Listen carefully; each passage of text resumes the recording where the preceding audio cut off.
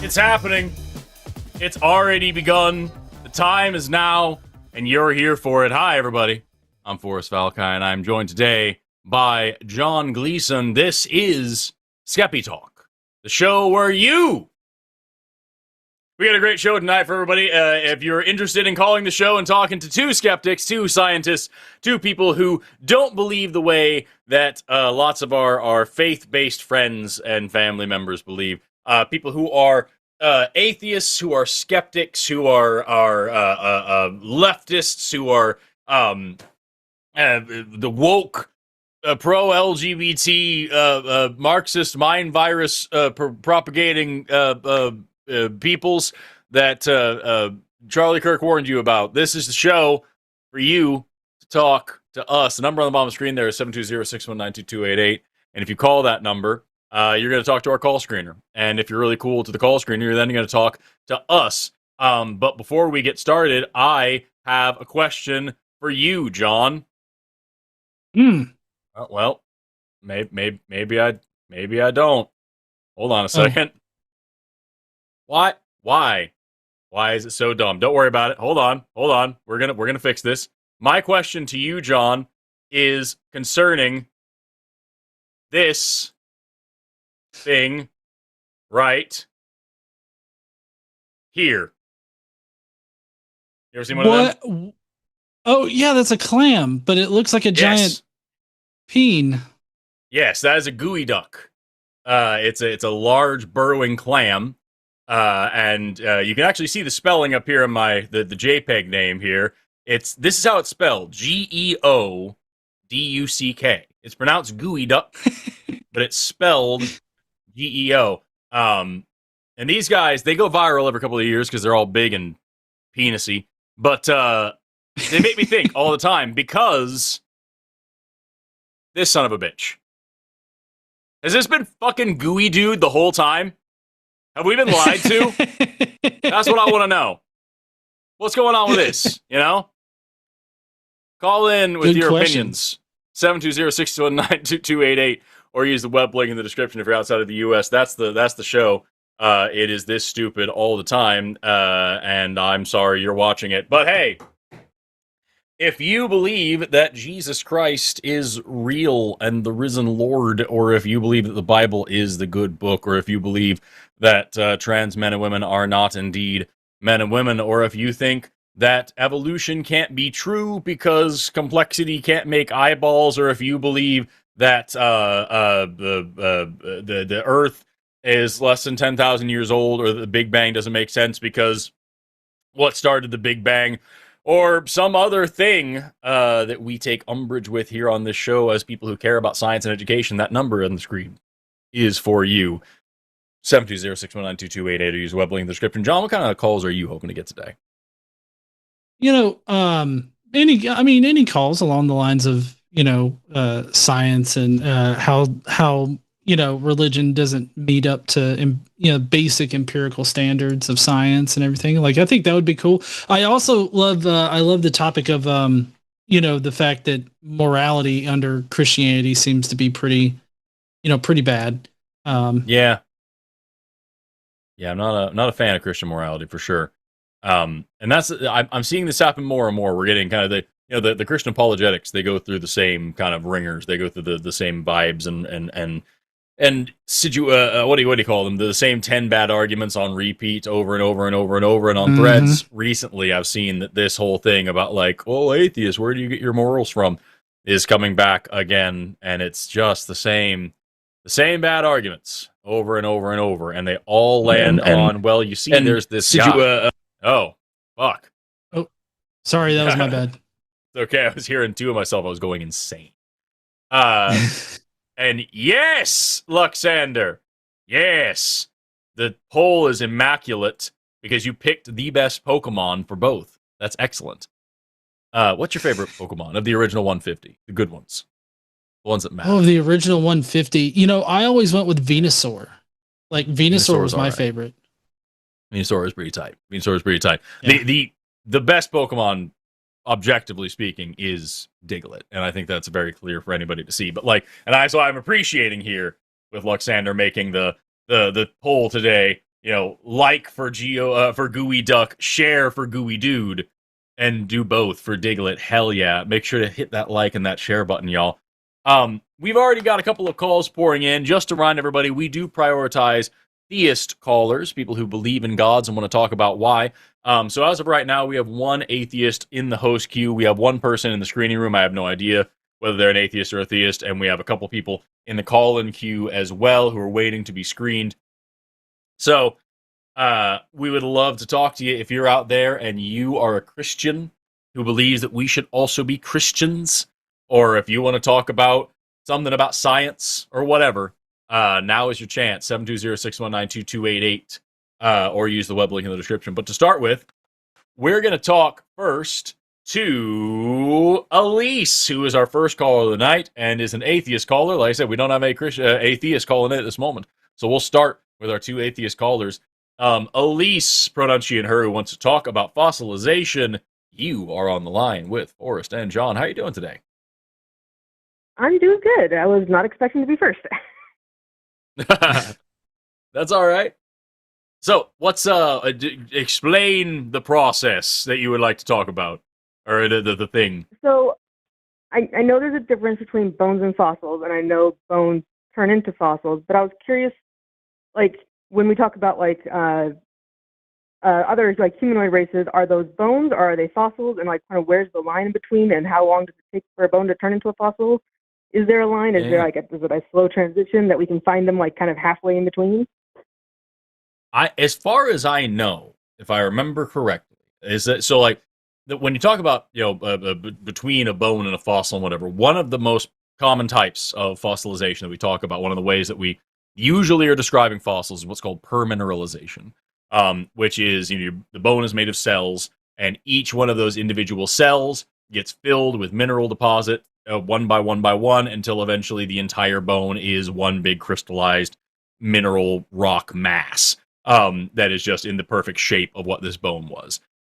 However, that is not necessary to be called a fossil. I'm pretty sure, if I remember correctly, and I don't, I will double check on this during this call to be safe, but I'm 99% sure any old ass bone, and I don't know where the actual delineation mark is, falls in that fossil range. Because like we have fossils of like ancient humans and whatnot that are 100,000 or so years old that still Right. I think they would fall under that range. Certainly not long enough for them to be completely permineralized. So let me do some double checking really quick, but I am pretty sure that is a very like when I think of floppy term. Yeah, it was like when I think of fossil, I think of like something that's been completely mineralized, but then something that's only 100,000 years. Is that long enough for it to be mineralized? And so like, I guess it kind of makes sense that the line is just kind of really old is the delineation, but right. And so what I think it is that fossils are kind of a floppy term, and so there isn't a strict line there. Something that is purely just bone or whatever other organic matter, like wood or whatever. I don't think would count as a fossil. I think it might be called that, like colloquially, maybe. But let's see here. Let me just double check a couple of different sources just to make sure I'm not giving you complete horse shit here.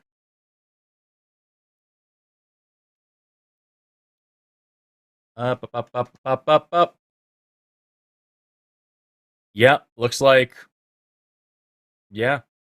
It's just kind of like, it's just a permineralized fossil is just something that's gone through that process. There's also petrification, which is the same flipping thing.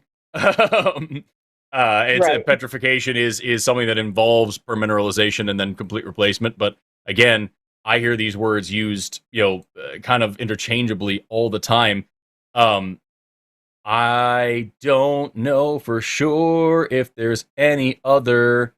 Because, like, fossil he's also, like, important to point out, fossils also can include like trace fossils and whatnot. So it's not always just the remains itself. And so I think it has more to do with just the way that the sediment around it be squished, you know? Right. Yeah. Yeah, that makes frozen remains. Yeah, I think it's fuzzy. And this would all I just saw this term and I thought the word altered is also important. Altered versus unaltered remains. So if it's just a bone, you can call it unaltered remains. I haven't heard that in years. I don't even know if that's still a thing people use. The best I can give you is that just like the demarcations between species, there's a little bit of fuzziness here, but right. I think there are some folks that take it more seriously than I do. Petrification. Right. Yeah, I was kind of wondering if it is like you can't call that a fossil because it's not X years old or X percentage mineral or something like that. No, this is a great call because this is not my area of expertise and it's not something that I'm 100% sure of. So like I'm learning as we go here, and I want to make sure I'm giving you the right answers by just kind of going through some like sources that I know are going to be good. And at worst case scenario, I can go pull one of my textbooks from behind me and check on one of them. But I am pretty sure, if I remember right, and I'm kind of just scrolling through a few different sources and just gathering some stuff. So permineralization is just that replacement, and that leads to, I guess petrification, but like unaltered remains would be the answer to what you're talking about. But like, there's no semi-altered remains that I've ever heard of, and so I think it's I've been using the terms fuzzily, and maybe I've been the asshole here. Let me check one more thing, and then I will say that is my final answer, and then Erica can tell me why I'm wrong someday. Let me just check over here really quick. Up. This guy.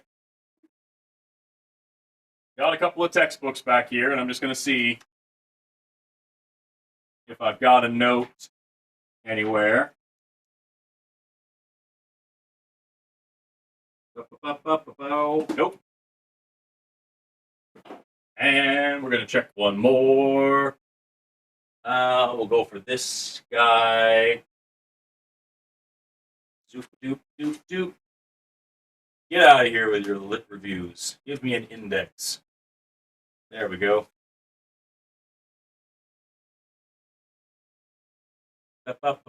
Yep.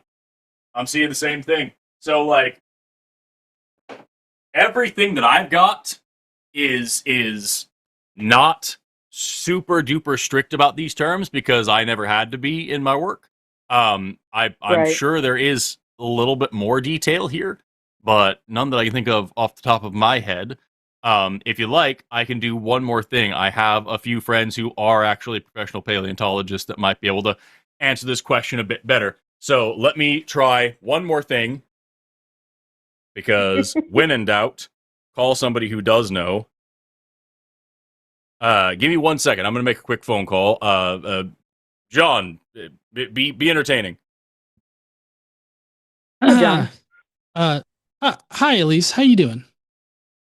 I'm doing pretty good. I didn't think it would be this complex of a question. It was, I Googled it a little bit, but there wasn't like a whole like delineation. Yeah. Well, I'm glad it's a good question. It was, yeah.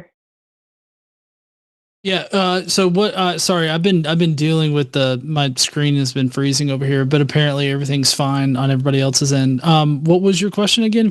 If you don't mind repeating. The line between a bone and a fossil. Like, when does a bone become a fossil, and is there like a gradual, like, could you find something that's kind of half bone, half fossil, or is it like does it, like, once it hits this old or this percentage of mineralization, it's a fossil, and if it's not that, then it's a bone? Well, like, I've heard, I mean, like for like ancient humans, or like, you know, other not humans, I can't think of the word right now. Like, you find their bones, but are those fossils, or are they, because it's only 200,000 years old, does it count as a fossil, or is it just a bone?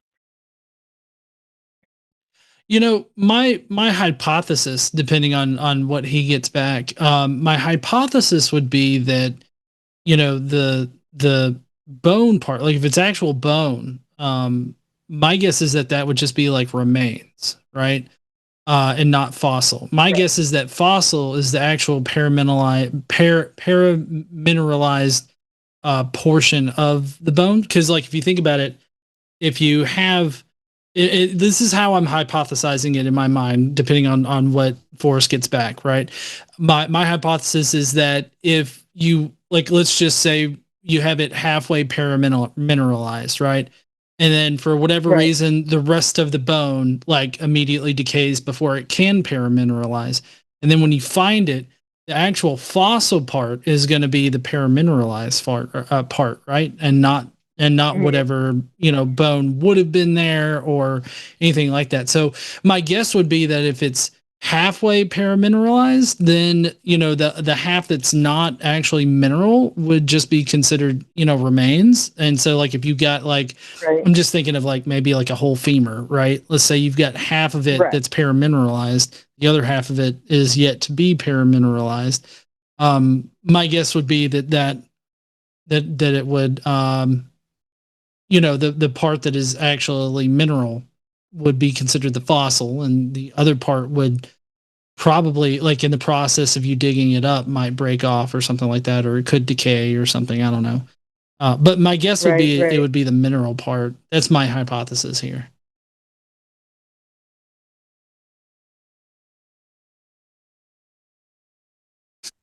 I don't know if you know this, but can it happen faster or slower based on where a bone is deposited or where a body is deposited? Like, can it take, maybe only 5 or 10,000 years, or does it take like a minimum of 25? Or yeah, I'm digging really deep into my memory right now because it's been a while since I've done work on, like, done research on specifically this question.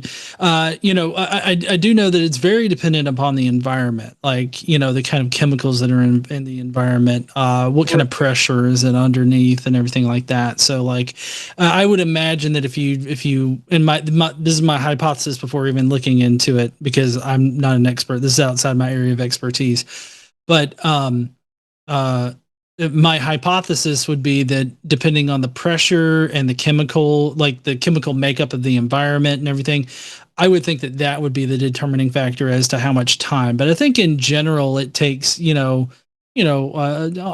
probably on the measure of thousands of years, would be my guess, as far as if it's covered the entire time and it's not disturbed or anything like that. You don't have like any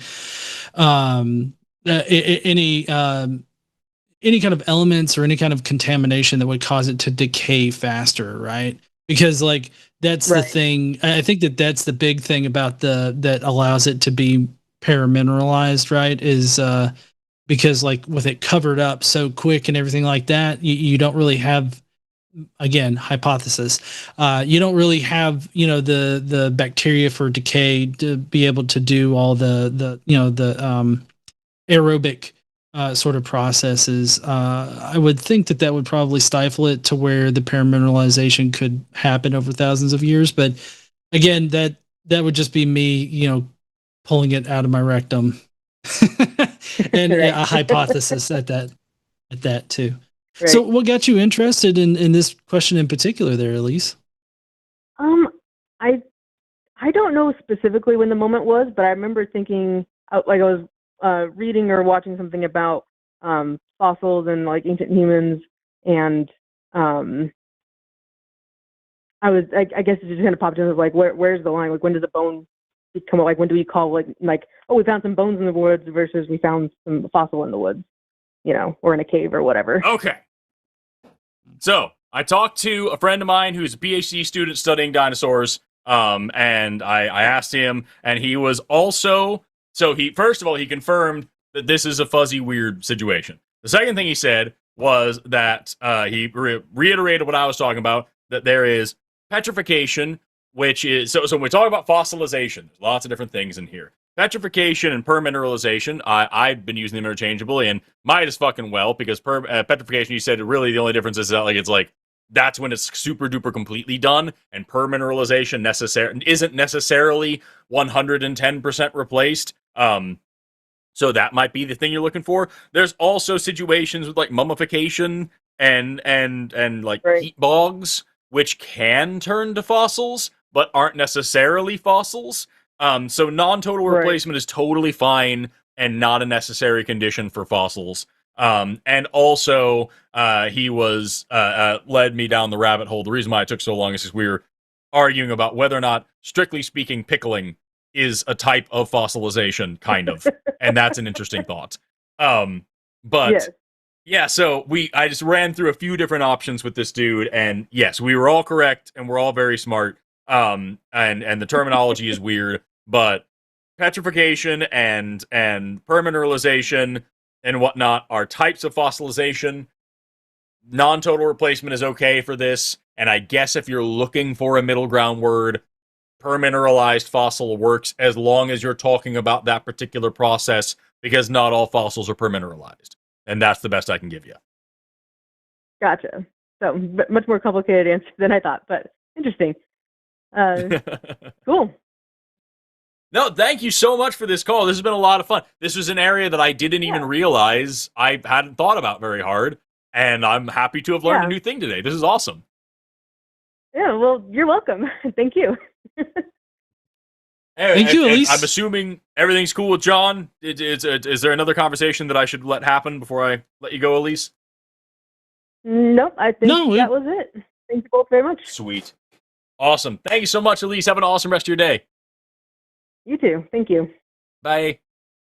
Bye, Elise. What a fun way to start the show. I got to be stumped. I got to learn a new thing. Hell yeah. Yeah, so I don't know if you heard my hypothesis there, Forrest. No, I don't know if you were okay. My hypothesis was that the fossil portion would be the mineralized portion, and then if in the process of the mineralization, let's say something happened and it caused the rest of it to decay, then the thing that we would call the fossil is just the mineralized version that's left over. And so that was kind of my thought process there. Right. And then that still doesn't account for do trace fossils count in that? Because strictly speaking, they're mineralized, but they always were. So what's the difference? You know what I mean? It's weird. Yeah. And I know that there is, it's also considered a fossil when it's like an imprint, right? Yeah. And so it's not necessarily mineralized there. It's more of like a mold. My buddy just sent me, I'm going to put this in the chat. See if I can get this pulled up. This is a whole thing on types of fossilization, good for K through 12 peoples, because that's what I need. But it covers a lot of different things.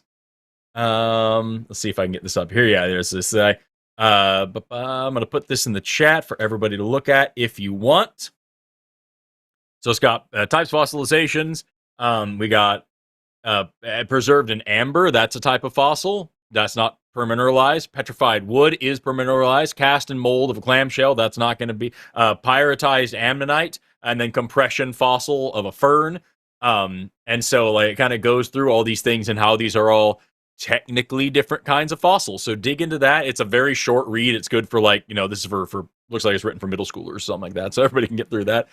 Fuck you for sending me this and saying you're learning something, idiot. But that's great. Yeah, we all learned a thing today. Fuck yeah. I'm very excited about that. What a wonderful first call. We've got a line still open. We've got one atheist on the line. Looks like we've got somebody calling in probably as a troll, but who knows? We'll see if they get through the screening room. And we have lines open for everybody else who wants to call in and learn a thing or talk about a thing or teach a thing or whatever like that. If you are a science denier of any kind, or if you have specific science questions of any kind, or if you would like to talk about whatever thing about religion, tell us why we should believe in something, we're down for all of it. The number on the bottom of the screen there, 720-619-2288. As you have just seen, we're not open to being corrected until we're not open. We're not opposed to being corrected or to learning new things. We love learning new things. We're very down with that. So call that number, give us a shout, and let's talk about science. In the meantime, let's talk to Chris calling it all the way from Australia, who wants to talk about homosexuality and morality and how to approach the topic of Christians. Chris, you are on the line with Forrest and John. How are you doing today? I'm well, thank you. How are you? I'm all right. Wonderful. This might be a quick call. So I've had discussions with Christian apologists in the past. I've always been advocating, obviously, for homosexuality and listening to their opposing views. And they often come back to me with the point of, well, where do you draw the line with that? Why don't we legalize incest, for instance? Because you can see incest occurs in other species. It occurs with humans as well. And it's sort of been a question where I haven't been able, I guess, particularly from a moral perspective, being able to say, well, this is where you can say that homosexuality is okay, and there's a definitive reason as to why incest is not okay. And I'm curious as to both of your takes on that, but also particularly yourself, Forrest, being a biologist, and what you would say to someone who comes to you with that argument. I would say first, so three major things here. Number one is that when we talk about stuff like this, homosexuality does not cause any actual harm. There's no negative downside to this at an individual or a population level. Incest, however, there is an actual harm we can point to, right? So they're not comparable in any way. The second thing that I would point to is that the tone in which and the context in which the question is asked is never genuine or in good faith. It's like if I were to talk about population genetics and evolution, and I'm talking about the founder effect, and so I talk about like, okay, so if I put these creatures on an island, are they going to be able to reproduce and produce a viable population that can last for a long time? That's an interesting question. That's an important question when we're talking about evolution. We're talking about how populations diversify and allopatric speciation, all these things.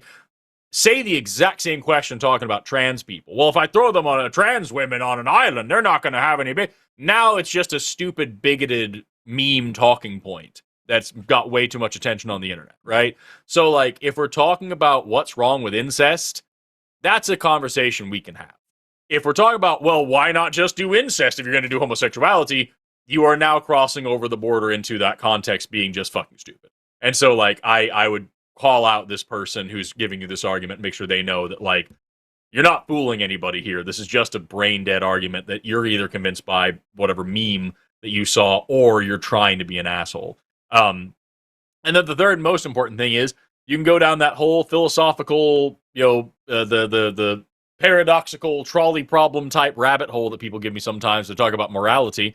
And they're like, well, just take everybody out. It's incest, but they're both completely infertile, and it's never done in public, and they're never able to produce children, and it's totally consensual, and every single possible box ticked for making it a moral thing, and the only thing there is that it's just personally icky.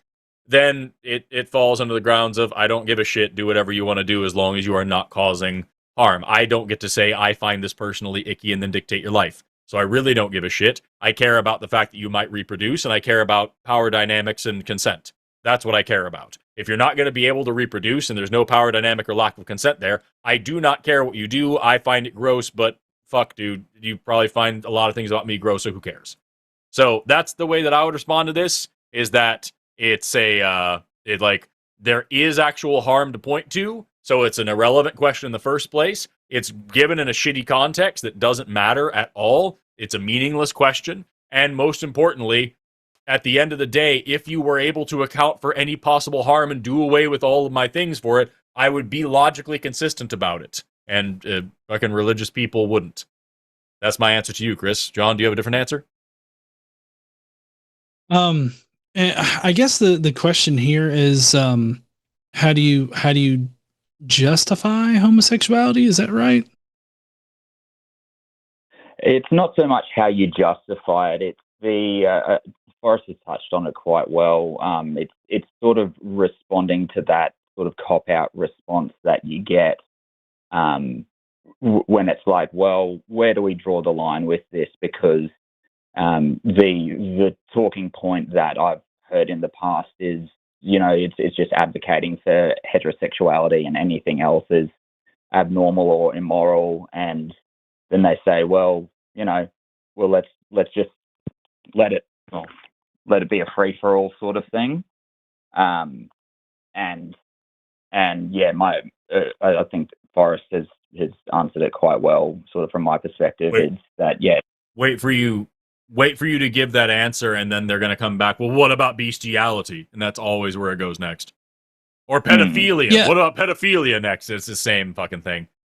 Well, yeah. So I guess my response would be that the reason why they do that is because religion has indoctrinated them into thinking that everything is equal, right? And I do agree that Forrest touched on it really, really well. And I would say that my concerns are the same as Forrest here, and that would be, the consent aspect to it. I'm not here to dictate anybody's personal life or anything like that, but I would think that, being concerned for consent and being sure that, everything is I guess safe. And you also, Forrest mentioned the reproduction part of it. There's a reason why, we kind of, I guess stigmatize the incest, taking part in incest, and that's because of the genetic, problems that can and likely will occur in it, selecting for recessive genes and everything that can cause a lot of issues. So I mean, in those particular respects, it's that way. I mean, if you just look at the royals, of Europe, they were inbreeding for hundreds of years, and if you look right there near the end of sort of all the royal lines, I guess, when the royals were really kind of taking over, I mean, you could tell that the gene pool was a bit shallow, So I'm not trying to disparage anybody or anything, but I'm just saying there are noticeable problems with that particular thing. But again, I would say that consent and the concern for consent and making sure that there's no power dynamic or anything would be the utmost thing there. And that's why whenever you ask this question, like I said, that what I get frequently is whenever we answer these questions, then it goes to things that can't be consensual, like pedophilia or bestiality. And they're like, okay, well, what if we make it worse? And it's like, why would you were already barely treading water. Why would you then make it worse to say, I don't know, man. It's a bad time. It's a bad time. But this is one of those things that is just an unfortunately popular argument that makes no goddamn sense and is completely irrelevant anyway. But it's flashy, and it invokes a visceral reaction, and that makes it sell. And so people still throw it around quite a bit, and it's uncomfortable to even think about. So it works. Yeah, definitely, and that's really the crux of why I'm calling, because when it does get brought up, it immediately makes me feel uncomfortable, and I'm not really sure how to respond to that, because it's like, well, why are you going down this route? But I obviously didn't have a proper understanding as to how to probably articulate this. Obviously, you've highlighted that there is the harm aspect, particularly in relation to if there's reproduction involved. But then you're quite right, they'll immediately jump to the moral side of things and say, well, what about pedophilia? What about incest? And then that comes down to a consent position. So no, that answers my question really well. Thank you. Wonderful. I appreciate the call, and I'm glad we could be of service. Thank you. Appreciate that. Take care, Chris. Bye-bye. To the person in chat, yup. I saw on the screen over here, you came into the call screen. I was the one who said you look like a troll, and then looks like our call screener agreed and got rid of it. And now you're saying, I tried calling, I'm not a theist or an atheist, and that was too much for the screener to type in. That's a binary question. Do you believe a God exists? Do you believe in at least one God? If yes, you are a theist. If no, you are an atheist. If maybe, You're an agnostic. If you really want to put a third option in there, that's fine. It sounds like you were being pedantic. But again, I wasn't on the call screen. If you're serious, if you'd like to be serious, I'd love to take the call. But who knows? We've got 3 people in the call-in queue right now that are wanting to call in. We've got a ton of evolution questions from atheists, which I am very down with. That is part of what this show is for, and I'm happy to do it. But I just want to remind everybody, we're here for an argument as well. So if you want to call in as a theist and tell us why evolution isn't true in the first place, this is your show. Let's talk about it.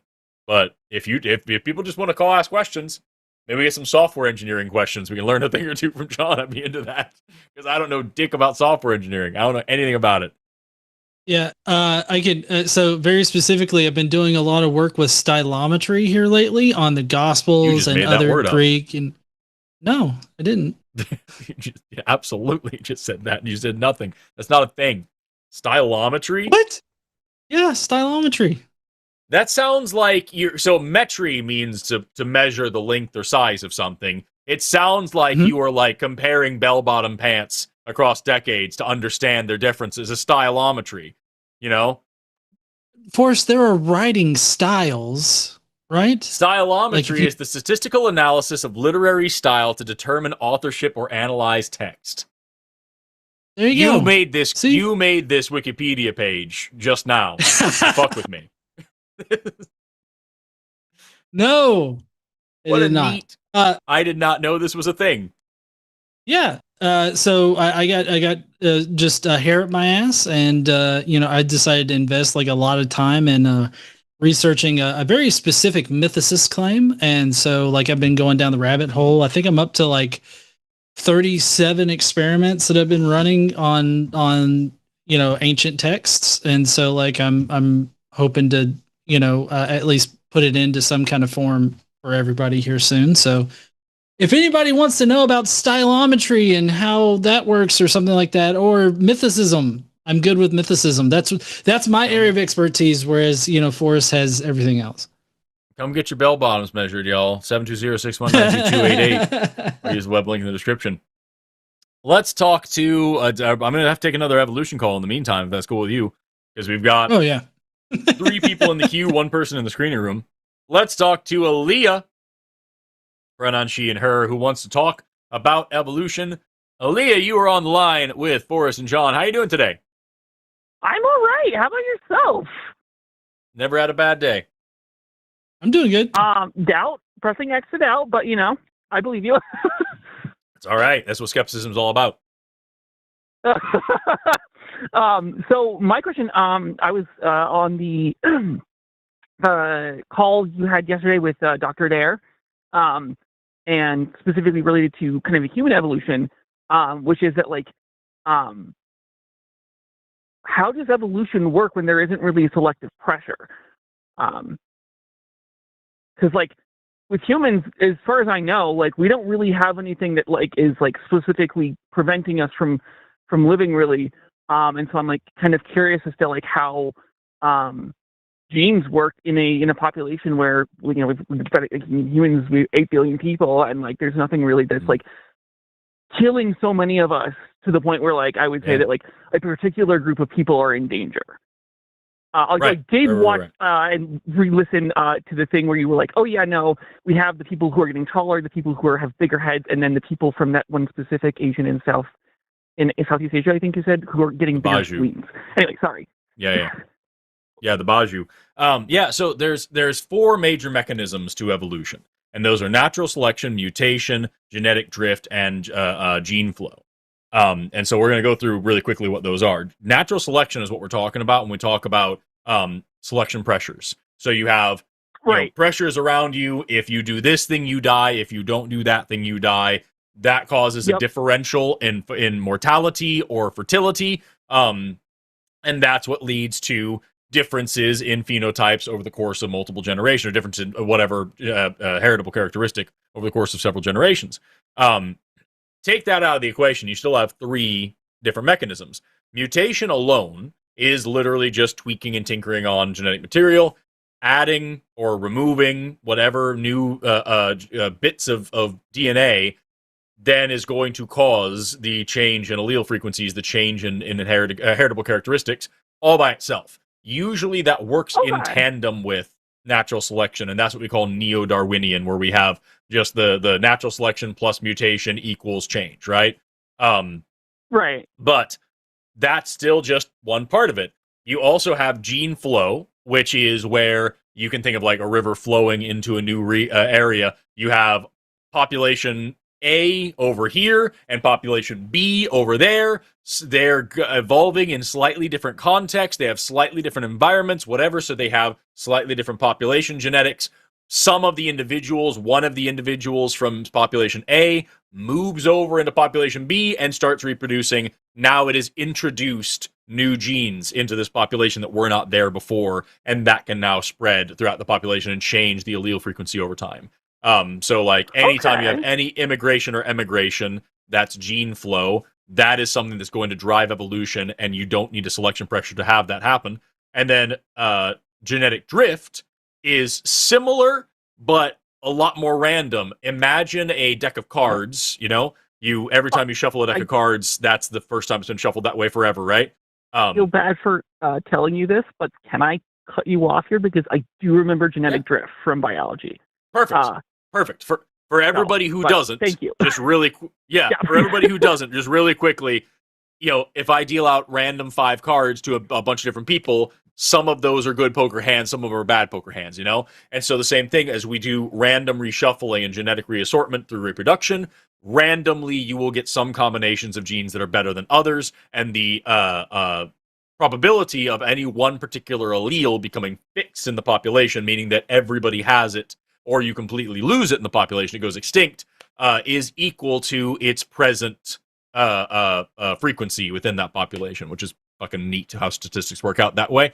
And so those 4 mechanisms all operate independent of natural selection, or they can be combined with natural selection, and they can make it work even better. But that's some of the ways that evolution works without selection pressure involved. Did you just say 4 different ways? 3. There's 3 ways to do it without natural selection. I thought you just said those 4 different ways operate independently, and I was like, wait. No, you're fine. I was just confused. I may have. I'm very stupid. I probably fucked it up. You're fine. Okay, look, we all have our strengths, and you've got 2 master's degrees. I do not have any, so. And I act like an idiot anyway. Anyway, that's the long and short of it. Do you have a follow-up to that? Anything that I didn't cover that you want to ask more about? Yeah, I guess I am a little bit curious because I don't remember learning about free flow gene. I forget what you just said. The free flow gene. Is it gene flow? You said? I think that's gene flow. Gene flow. I'm now really curious if there are like any prominent examples of gene flow that like we know of. Oh yeah. Flip, dude. Literally. A good example would be. Can you not call me dude? Thank you. Oh, sorry. It's just a throw around word that I use. You're good. I understand. That's why I said something. I appreciate that. Thank you. So I would say a good example would be Europeans coming to the United States. And as we interbred with, different populations of humans here, we now have, this totally different population where we have people who are biracial now. And you can think about that in any situation where humans have traveled to a new area. That is gene flow. It's the same species of animal adding alleles from a particular population into another one. And so that is a great example of gene flow. You can also look all over the animal kingdom. Anytime you have, say, let's see here, an island population of whatever spiders, and then a storm blows in new spiders, and they start and that add new alleles to the population. That's you see it all the time without even thinking about it. It's all you need is just 2 relatively isolated populations. That doesn't mean that they have to be isolated completely or that they have to be isolated for a very long time. You can measure the rate of gene flow between 2 things and see how different those 2 populations are genetically. That's the Fuck. The FST, which stands for factor of something that I don't remember off the top of my head. But there is a mathematical formula that you can use to measure the genetic variance between two populations and tell how much gene flow is going on between them consistently. It's not a one-time event. Okay. I'm going to see if I can find that formula for you right now. Please. I love me some math. Yeah, dude. Yeah, not dude. Yeah, bro. Yeah, friend. Yeah. Yeah, girl. You should say yeah, girl. Yeah, girl. Or fam. Yeah, sorry. It's such a habit for me. Here we go. So this is the fixation index, is the FST. The fixation index is a measure of population differentiation due to genetic structure, and you can use fixation index to measure gene flow. I'll drop the link to the Wikipedia in the chat if anybody wants to look at what the equations actually look like and how you can use them, and maybe do some digging into that and have fun with it. I will definitely look at that probably, if I remember to, because ADHD is a thing. Right? You're telling me. I have ADHD, so I got the upgraded version. Also, just gonna say it right now, really quick. A little bit more. So in case there's anyone who's an anti-vaxxer on the line or whatever, y'all are listening, I'm literally proof that is not true, because I didn't get vaccinated until like 18, and I still have very autistic. But did you get more autistic over time as you gain new vaccines? Great question. Unlock like a skill tree in an RPG, so. Getting new autistic powers. So the problem, that's a great question. I think the answer to that is yes, but not because of the fact that I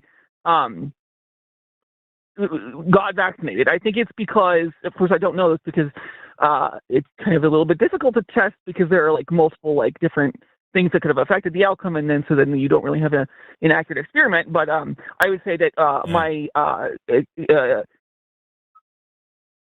experiences being in a cult at a young age, and then all the societal pressure probably caused me to mask a lot, and then that's why I wasn't as openly autistic. It's also why I think we didn't find out about autistic women until much, much later, because women already have so many societal pressures. They're fit in, you have to do this, yada, yada. So that's my theory. You're right. We actually have a long lag on measuring autism in women, because, as always, we just assume they're more complicated and not worth studying. It sucks. Another one that I've also wondered, specifically was when you see all the stuff on TV and stuff, all the autistic males are white, so autistic black people aren't really a thing, and we should study that more too. And I think that's also because of the fact that black people are also they are discriminated against. We've got systemic racism is fucking everywhere. They're very underrepresented in medical research, especially now. Oh yeah, and I was going to say, I think there's a particular person, Elijah McClain, who was killed in Aurora. This was a few years back, and he was basically autistic, as far as we know. Nice. I don't know about that for sure, but it's dude. Yeah, girl. Yeah, comrade. Anyway, but anyway, comrade works. That was it. Thank you, Forrest. And before I go, I just want to say I was the one who made that comment about Two Girls, One Cup last night. Thank you for laughing. It made my night. And please apologize to Dr. Adair on my behalf. I did not mean to traumatize y'all. I will do this. Take care of yourself. See you later, Leah. So you too, okay? All right. Bye-bye. I say dude a lot, it turns out. And as soon as somebody tells me not to, I can't stop thinking about it. I'm going to do that more. It's don't push that red button. It's oh shit, now I can't only think about that one thing. Thank you for the call, gender-neutral comrade friend. We are all in this together. Fucking shit, dude. Anyway, we got a couple more calls lined up. Again, we got lines open for theists. We got one atheist and one agnostic lined up. We're going to start with the atheist call, who's been waiting for a little while longer and wants to talk about human accomplishment and whatnot, which I think is an interesting conversation that two hosts can engage in. And then we'll jump into the next one from there. let's talk to Mason, who wants to discuss human accomplishment and Christianity. And if anybody out there is a Christian who wants to explain why Mason, John, and I are wrong about what we're about to say, that number is 720-619-2288. We'd love to talk to you. Mason, you're on the line with Forrest and John. How are you doing today? Hey, good. How are you guys? I'm all right. Doing all right. I am so nervous right now. It's my first time calling in. First of all, Forrest, Oh, you're one of my heroes. Don't be. I absolutely love you, dude. Get better heroes. You're gonna say that. Okay. So basically, this morning, my girlfriend and her sister had an argument where her mother basically said, "Thank God that this person who got in a car crash and was like very hurt survived." And her sister, who I don't like at all, by the way, pretty much was like offended and was like, "No, it's not Jesus, it's the doctor's fault." And I just kind of want your guys' opinion, because like, do you have a problem when people say that? Like, do you think it's discrediting the doctors? Do you think it's wrong to say that? I don't have like, yes, I think it's wrong, and yes, I think it's discrediting the doctor. I'm never going to raise an issue about it unless it's like an extreme situation or like on a call-in show or something like that. I don't know, John. What about you? No, that's what I said. That's exactly what I said. I just wanted your guys' opinion too. And like, What do you think it's different if it's something with like somebody specific, like if it's personal? Like if I got over cancer or something, and somebody said, "Oh, thank God you got over cancer," I personally would be really offended by that. Like, I would raise them. It's appropriate to make a deal out of it. I'd raise an issue with it. Well, John, what are you thinking? Because I've got a lot that I would go into about this, but I've been talking nonstop for the past 53 minutes. Oh, is it my turn? Okay. No, fuck you. I'm gonna answer now.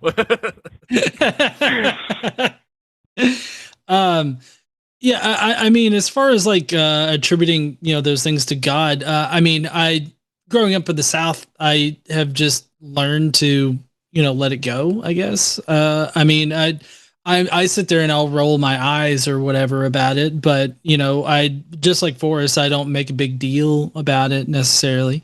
But if anybody sits there and challenges me on it, like, don't you think God, kind of like Rebecca Vitzman, right after that tornado, I believe it was in Oklahoma. It sounds right. And Wolf Blitzer was like, "You gotta thank God, right?" It's like, no, I don't. Like, who I would think? I would think the engineers that worked on that car so that it, it protected the individuals inside at least enough for the doctors who then use their time to, their time and expertise to save that person. I mean, you've got people like Ben Carson out there, right? That will sit there and act like God is the only reason why they were able to pass their exams or whatnot. And I think that does a disservice to himself for, doing the work to pass and everything. And whenever somebody out there just does similar things, I try to reinforce, like, no, you did that. You're the one that put forth the effort to do that. Just as a, trying to build up people's self-confidence and stuff. So I don't know, that's kind of how I handle it. I let it roll off unless I'm directly challenged about it. And then, I don't hold back. I let them know what I think. It's like, nope, God didn't have fucking shit to do with it. Or, you could conversely bring up all the traumatic shit that happens, because if you'll notice, they don't ever say, "Oh, thank God that nobody stopped that priest from raping those kids," right? They never say that. Yeah. They never praise God for allowing that earthquake to kill 13,000 people or whatever in the fuck, right? They're not praising God for that. They're going to be like, "Oh, that's just how things happen," or, something along those lines. Yeah. Yeah. Well, I mean, the biggest bullshit move is to sit there and be like, "Well, that's what you get for eating an apple." Like, like that kind of magical thinking right there is really ridiculous. And like, if anybody were to be that ridiculous about it to like two people, I would probably stand up, and speak out against that. But I probably wouldn't be an asshole about it. I'd want my words to like matter to them and get across to them and everything. So I would approach it in a very sort of Socratic sort of way, like ask questions like, "Oh, well, what about Timmy that got porked by the priest in the rectory. I mean, where was God then? I mean, that's a bit more of a vulgar example, but I mean, you get what I'm saying here. Just, asking questions and getting them to compare their statement to like reality. And I feel like the only way that they're going to really wake up from that is if they do that kind of critical thinking for themselves. Right. And like part of it too is that her sister, the girl that was saying like standing up for the doctors, whatever, she's so like stuck up in general. She's young. She's 14, 15. So she thinks she knows it all, and she just paints like a bad picture because like the rest of her family's religious, including my girlfriend. And so like that's the only exposure they have to somebody who doesn't believe in God. And it just paints a bad picture because I got a text later it was like, "You're not going to stop loving me because I'm Christian, right?" I was like, "No, God, no." It's just, I don't know. I hate that some people go too far with it and they make too big of a deal out of it, even though I believe strongly on the same topic. I was 14 for a few years. I know what it's like, and I get it. And like, I think that much like what John said, if you really if you're in a situation where it's worth talking about, turn it around. Say, okay, why didn't you thank God for every negative thing? And turn around and say, why didn't you praise the person who actually went to medical school to do this properly? God didn't intervene, this person did. And why did God let the bad thing happen in the first place? That the person from medical school then had to come save the day. And like, there's a million things to talk about here that are all important. But it's all a matter of context and when to bring that shit up. If someone's just genuinely happy that their child is safe, I'm not going to go chastise them for using terminology that is comfortable for them while celebrating the safety of someone that they love. But if someone, I think in your case, if I recovered from cancer and someone was like, "Oh, God did this for you," I'd be like, "Why did God give me cancer in the first place?" And also, fuck you. I didn't actually have cancer. That was a hypothetical, by the way. No. I didn't think you did. I'm just saying, like, in these situations, like, if it's personal and it's about me, then I'm going to bring that up. And if somebody asks me questions like this on a show like this, and I have the opportunity to explain what I'm talking about, then that's an important point.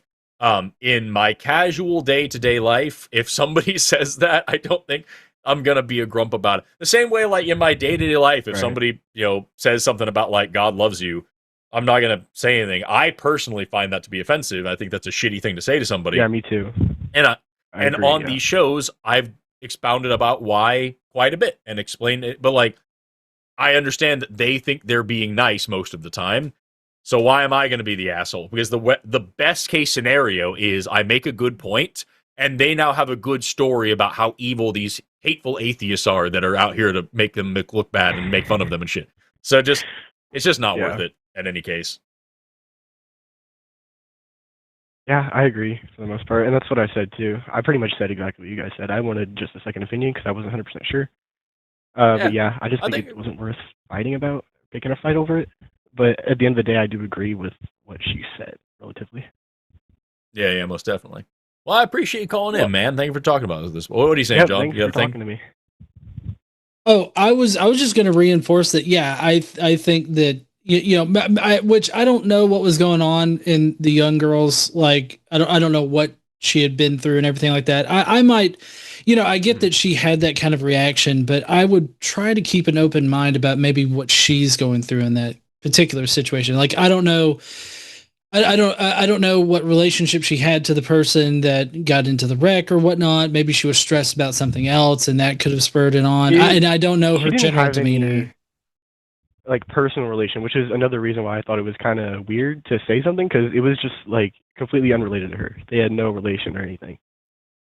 Yeah, it was just like somebody on the news that got in a really bad car wreck, and they were like, "Oh, thank God," and she picked a fight about it. Well.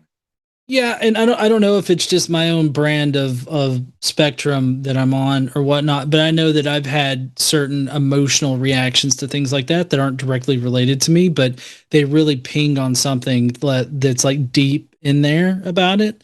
And so, like, I mean, I'm just saying, I guess what I'm trying to guard you against is jumping to conclusions too quickly about it, because I mean, like, I wouldn't know what she's going through, but at the same time, like, I agree with you that it was probably not warranted, and that's not exactly the proverbial hill to die on right there. But I also hope that you would stand up for yourself, like in the face of somebody like using God or saying thanks to God in a very cherry picking kind of way. And if it undermines you personally, that's when I would do what she had done. Yeah, no, I completely agree. That's what I said in response to when my girlfriend was telling me about the situation. I said, yeah, if it was something related to me, then I can understand picking a fight. But like over something random like that, it's just not worth it. Especially since her relationship with her family is already not good. Most definitely. It's just not worth the fight. But that's her own path to walk and her own thing to figure out. And maybe she'll find a better way to do it than we do. Who knows? Anyway, Mason, I appreciate your call, man. Thanks so much for hanging out and for talking to us. I think this is useful for a lot of people to hear. Yeah, thanks for taking me. I needed a second opinion on this, or a third. Yeah. Most definitely. Thank you. All right, take care, man. Bye-bye. Hey, you too. Bye. I feel like we've got a few other callers on the line here. We're gonna jump into them, but like, I think we should start telling people. I think we should tell people that we're going to close lines at like 7:30 because we're probably going to start closing lines closer to 8:30. But what always happens is that like we'll close lines and 20 minutes later, guarantee we get like 30 people, Christians in the chat being like, Jesus is the way and the truth, and you guys don't understand. Blah, blah, blah. I tried to call in, but the lines are shut. You guys are afraid to talk to me. So, like, I think we should everybody tell everybody we're closing lines in 30 minutes, right? And we'll see if we get any calls within 90 minutes, and we'll take them. You know what I'm saying? Maybe. I'm good with that plan. Yeah. So just everybody out there, keep it on. You just tell everybody that we're going to close lines in 30 minutes. So this is the last chance for theists to call in is right now at 7 o'clock. We're closing the lines at 7:30. So theists, if you're out there, if you want to talk to us, this is your last chance. Wink. Right? You're supposed to say wink out loud, right? It's great. Yes. You do wink out. Winky wink. Yeah.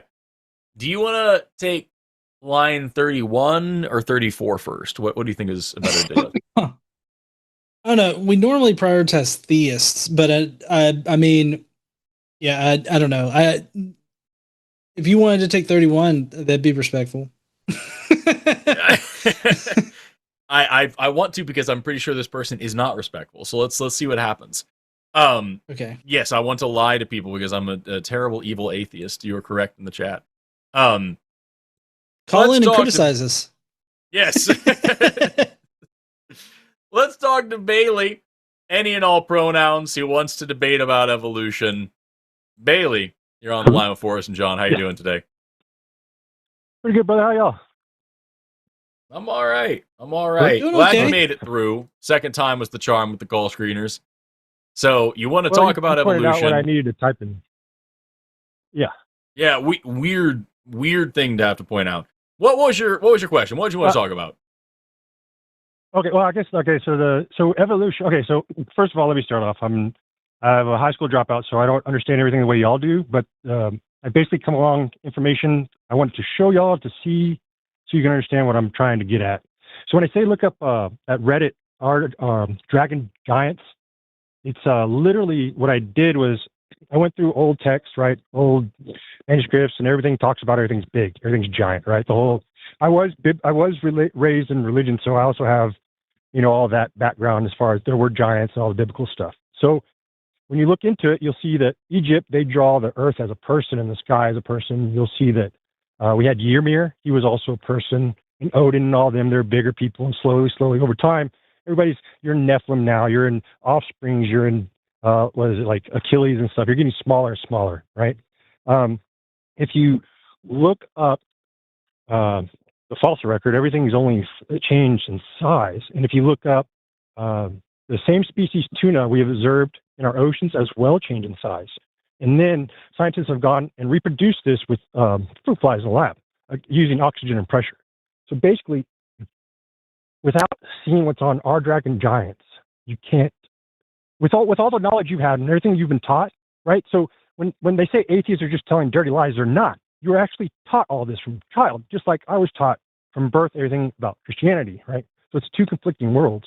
And so when I left, I went to evolution and all that. You know, I started like, it's obvious, it seems obvious, right? You look around, everything has four legs, or not everything, but, you know, things have four legs, whatever, they could have evolved that way. And I know there's a lot more intricacies into it than that. But what I'm trying to say is if you could just look at that, plus the scientific evidence of the observations, right, of the same species changing size, the fruit flies in the labs reproducing, and you look at that, it makes a picture.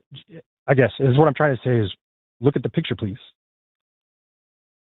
So I find it odd that you think that we would have studied this stuff and spend our time and our lives and our careers debating this stuff and not be exposed to this idea that there once were giants and have seen those cringy pictures that people use where it's like, this mountain kind of looks like an elephant. It probably was one. And this mountain kind of looks like a tree. It probably was one.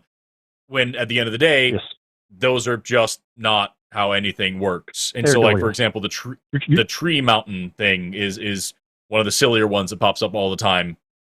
And what they can't do is find any tree anatomy. What they do find is erosion patterns that look kind of like roots, because that makes sense that they would. But as far as talking about how, you know, humans used to be giants and things like that, yes, we have folklore and mythology that talks about large people, but that's largely just to say that we conflated size with power and importance and things like that, and maybe we're taking those stories too literally. What I think is more interesting is the fact that the fossil record actually proves the exact opposite, that humans have been getting taller over time, not smaller. And we do have, in terms of species in the wild, not just laboratory settings, we can see that size of individual clades actually more aligns with their, you know, biogeography, like where they are evolving in the world. So, for example, we have a trend in biology called Bergman's rule, which is to say that when you have a type of animal, like let's say a deer, their early ancestors were really small little things.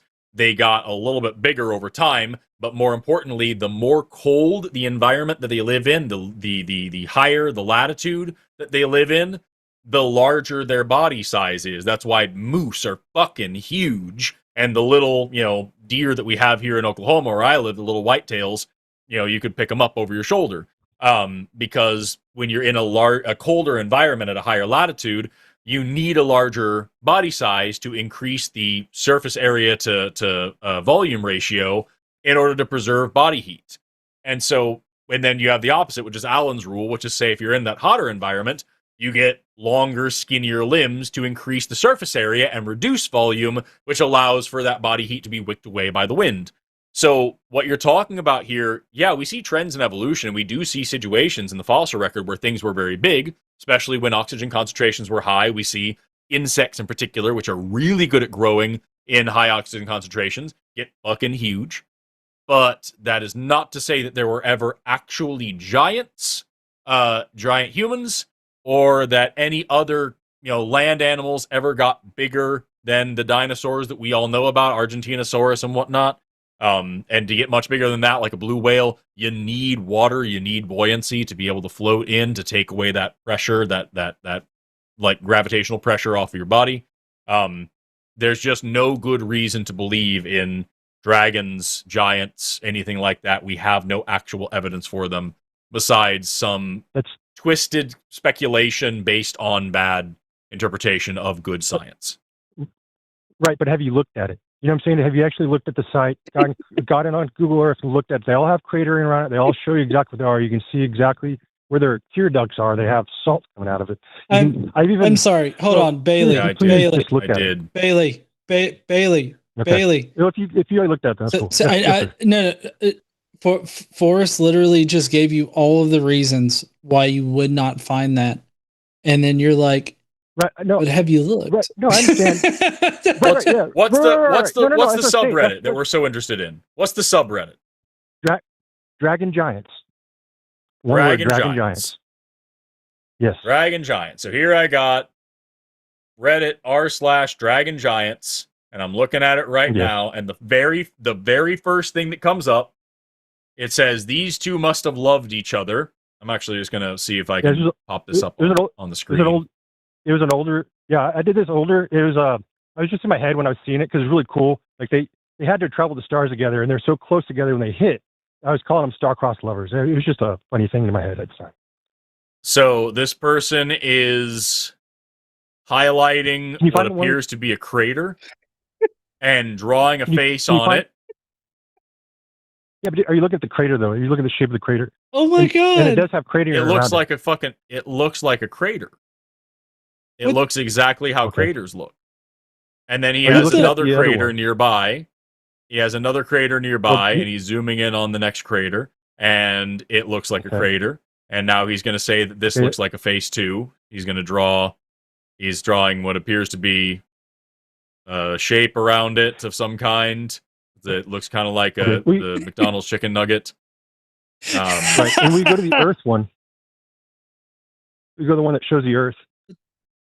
I'm just going to scroll down to the next one if this is what we're doing. That's a dragon. So here we have here be dragon and two Nephilim, two giants that are like our Earth were floating in space. Yeah. And he's got a picture of the Earth. Yeah. And he went to a part of Africa, and he is drawing a picture of, I'm guessing it's a dinosaur face or a dragon face. No, that's a chicken. You can look around it. That's a chicken. You can follow the edge of the cratering. No, that's a chicken. I can tell. That's a chicken.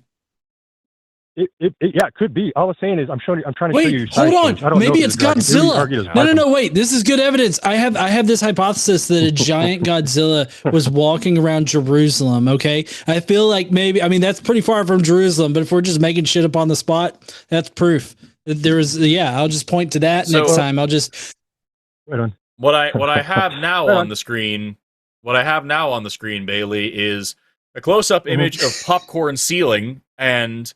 When I was a kid and I would lay on the ground and stare up at the ceiling because I was poor and that's what we did for fun, and we could trace shapes in here, and I can immediately see this kind of square shape, and here's this circle that kind of spirals in the middle here. That's kind of like a cool eye, and this over here, this kind of bar that goes out this way, that's kind of like a mouth. So I found a dragon right here in the popcorn ceiling. Right on. Is that compelling to you? Okay. What did it smash into Earth because it was a bigger creature that fell? Like, you know what I'm saying? Like, there's no evidence that it smashed into Earth. How do you? Hold on. Wait, hold on. Yeah. How can you prove? Like you made a statement there. Can you prove that it was a giant creature that smashed into the Earth? Well, man, I've shared with y'all. Like, I don't know how else to say it. It has no. Bailey. I just need you. I don't need you to complain right now. You made a specific claim, right? A creature smashed into the Earth. Prove to me that a creature smashed into the Earth. Huh? I can't because I showed it to you and you say it's all make believe, right? So therefore I can't. You understand? What I'm trying to explain to you, if you're saying what I'm trying to explain to you, Bailey. Yes. What I'm trying to explain to you, Bailey, is that what you showed us was something that kind of looks like a thing if you draw on it in Microsoft Paint. That's not actual evidence, because I can do that with anything and say that actually when they drew that big dragon on Africa, which, by the way, the asteroid that killed the dinosaurs was about 6 or 9 miles in diameter. They drew a dragon across the entirety of North Africa that they're saying crashed into the Earth. Like, that would be a world-ending event. Huh? Nope. And so, with a bloated human corpse Earth. Yes, with a bloated human corpse Earth, you can fall straight into the Earth. Have you tried digging at all? Go through it. Well, come on, man. Think about it. It's that Bailey, big, right? Bailey, have you ever tripped and fell? No, hold on, Bailey. Have you ever tripped and fell on grass? Like, grass is soft, right? But you trip and you fall, you bust your ass. Okay, like it's not like a fucking waterbed. Okay, it's not like you trip and fall. It's like a little bit of vibration. You can solidify everything around you. It's not. You're throwing out other sciences to go along with all this, just to What science have we I don't thrown understand out? why. This is literally and it's that big of scale. Okay, you're right. I'm sorry. Y'all are right. I'm wrong. I apologize, man. I just want to say y'all, and I appreciate y'all for looking, and I thank you. Bailey, what I encourage you to do here is rather than just throwing up your hands and saying, no, I guess wrong, I'm just wrong, whatever like that, apply the same kind of scientific thinking that you would expect to be applied to literally anything else. If I'm talking about evolution and I just say, well, this thing kind of looks like it evolved, and if you draw like a shape on it, it kind of looks like this other thing over here, that's not good enough. I need to actually show a mechanism, a process by which that's possible. I need to have multiple lines of evidence all pointing to the same conclusion. I need to be able to inductively build a functional testable model that makes novel testable predictions. What you're giving me here is if I draw a shape on Africa, it kind of looks like a dragon. And by that evidence, Bailey, by that evidence, I can tell you that Italy is literally a boot because it looks like one. That's not real science. We started out with real science, talking about the different observations, and then I told you, right? And we were talking about how you have all this information about your evolution, right? About not your evolution, but evolution, okay? And then I was saying, well, evolution isn't changing species, changing size. And then I went out and talked about oxygen and all that stuff. You even talked about oxygen, also talked about that it's possible. You said I may have done it the wrong way, which is fine. But the thing is, the decay, we can only get smaller. We can't get bigger. It's why we don't have a big bang. The reason it's that shape is because it's a dusted, bloated corpse from the last time we had a planet. It's all just changing size, man. It's all changing size by oxygen and pressure. What you're describing isn't possible, because in order to have more pressure on the planet, we would either need to have a much, much, much, much heavier atmosphere, which then you need to explain to me where the rest of our atmosphere went. No, bigger planet. Yes. Much bigger. It bloated. Extremely bigger. So, you would need to explain where that went, where all that went, or you would need to explain how the actual planet changed size over time. Where did the rest of that material bloating? Go? It bloated. What does that mean? Bloating. Like when what does that die, mean? They bloat from gases. I'm sorry. What does what mean? No, bloating. So part. when people die, they bloat from gases. Where does that gas come from, Bailey? From the whatever eating you out on the inside, from you not feeding it food no more, so it's a methane buildup from all the dead. Right. Where does it come? Where does the gas come from? The microorganisms that are digesting you and releasing gas, that gas doesn't just come up out of nowhere and is created from nothing. First law of thermodynamics, Bailey. What are we talking about? Right. Well, no, I'm not understanding what you're saying, because I get that something eats and it farts and that's methane. What are we talking about past that? I'm talking about the first law of thermodynamics. Matter can't be created or destroyed. So when we talk about, we put baking soda and vinegar together and it produces gas, that gas didn't come from nowhere. The atoms in those molecules rearrange themselves. That's the definition of a chemical reaction. And that produced new substances out of the same molecule, out of the same atoms. There are no, when you do this chemical reaction, when a corpse bloats, there are no new atoms and no atoms lost. It's all the exact same. So if you're telling me the Earth is changing size and changing mass, that means that new atoms are being added or taken away, and I need to know where they're coming from. So I never said it was changing mass. I only said size. The reason for size, again, bloating, right? In order for pressure to change, we're going to need a change in mass, because you're going to need to be adding a ton more atmospheric pressure. And you're also going to have to still have a functional magnetosphere to hold it in, or you're going to need a massively larger Earth in order to have gravity hold it in. You need, so let me try to run it down, and so where I so for the atmosphere you're talking about and the pressure on the outside, we already have a hypothesis out there, which is really cool, expanding Earth, which goes into bloating, right? So if you're smaller, right, if you're not bloated, you're skinny or flat, as the flat earthers like to say, your magnetosphere is probably a lot more stronger than it was after you've been dead for a while. So the magnetosphere would hold it in, and over time it would weaken, and then it would, as it bloats, the atmosphere would spread out, and as it weakens, we lose it more to space. You're comparing this bloat to decay. You're carrying this bloat to decay, which would mean that there were either microorganisms or some other thing driving that chemical reaction in the core of the Earth. So what's doing that? Yeah. Because what are you talking about? In order to maintain a magnetosphere, you need a liquid iron core. So or you need a baked-in magnetosphere from a biomagnetosphere, because every living creature has a biomagnetosphere. That's not true. What do you mean by a biomagnetosphere? Hold on. Because of distance, all things are antenna. All things vibrate. So all things have a magnetosphere. No, that's not what vibration means. You're now getting into like some straight up like Reiki level woo-woo bullshit to talk about vibrations and magnetics and stuff, man.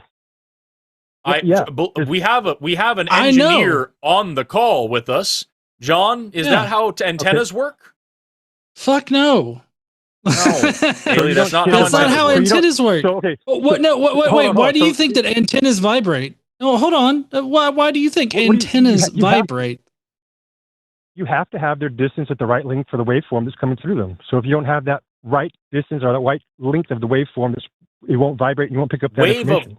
Wave of what? What wave is being captured by an antenna? What are you talking about? What wave? All waveform, everything sits off of waveform propagation. Everything has radioactivity. Everything does not have radioactivity.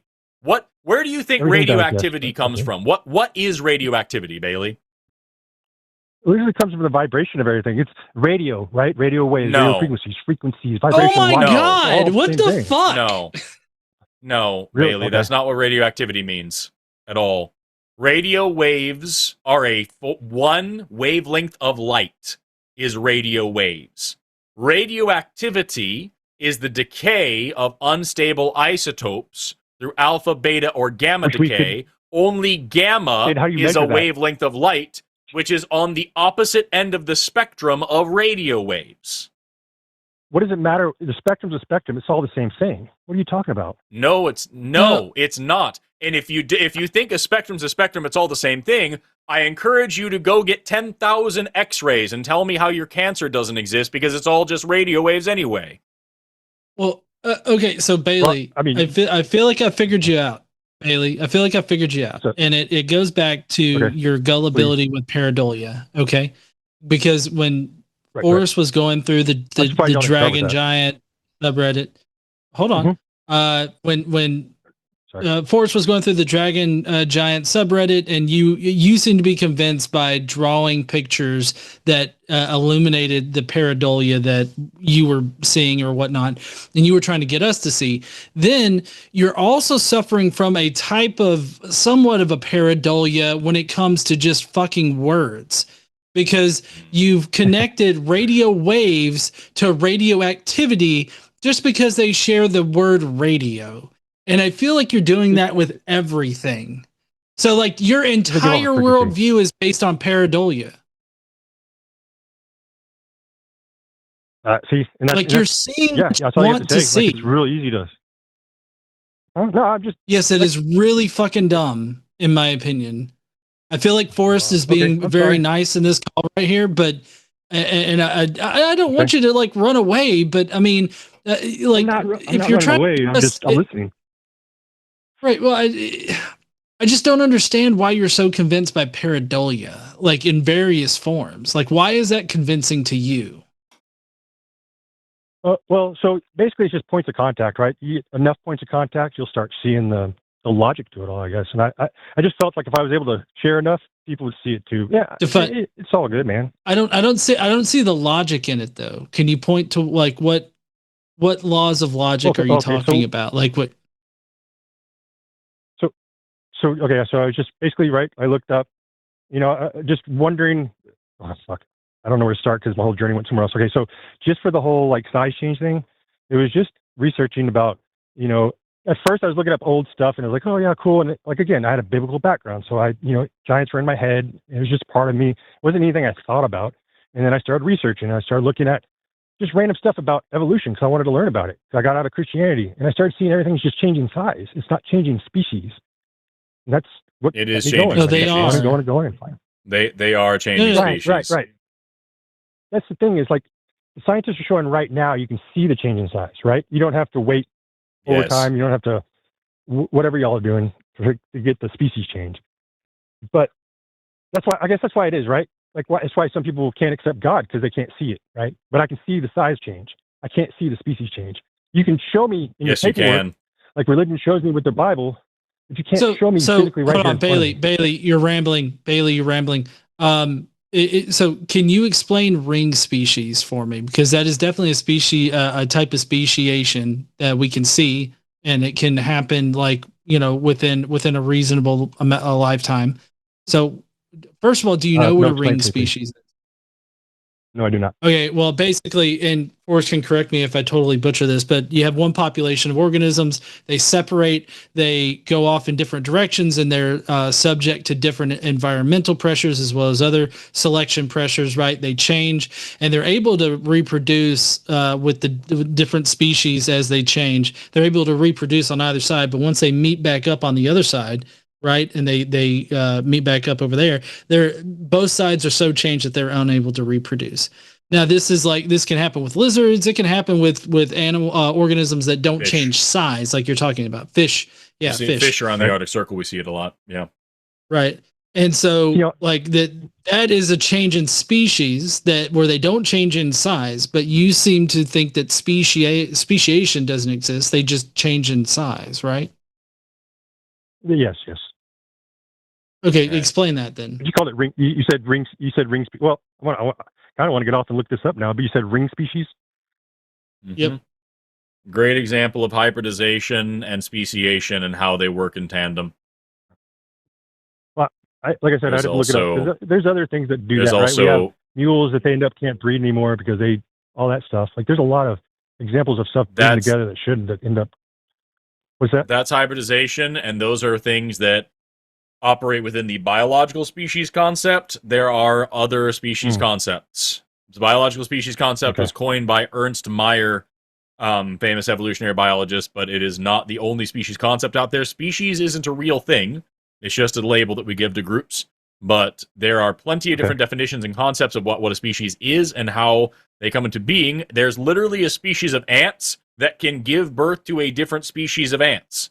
So, like, no, man, sorry. I encourage you to go study how evolution works, but more importantly, I encourage you to just study how scientific thinking works, because you are very clearly convinced by bad evidence of something that would, and I'm not exaggerating here, if what you are saying is halfway true, literally everything that we know about science is wrong.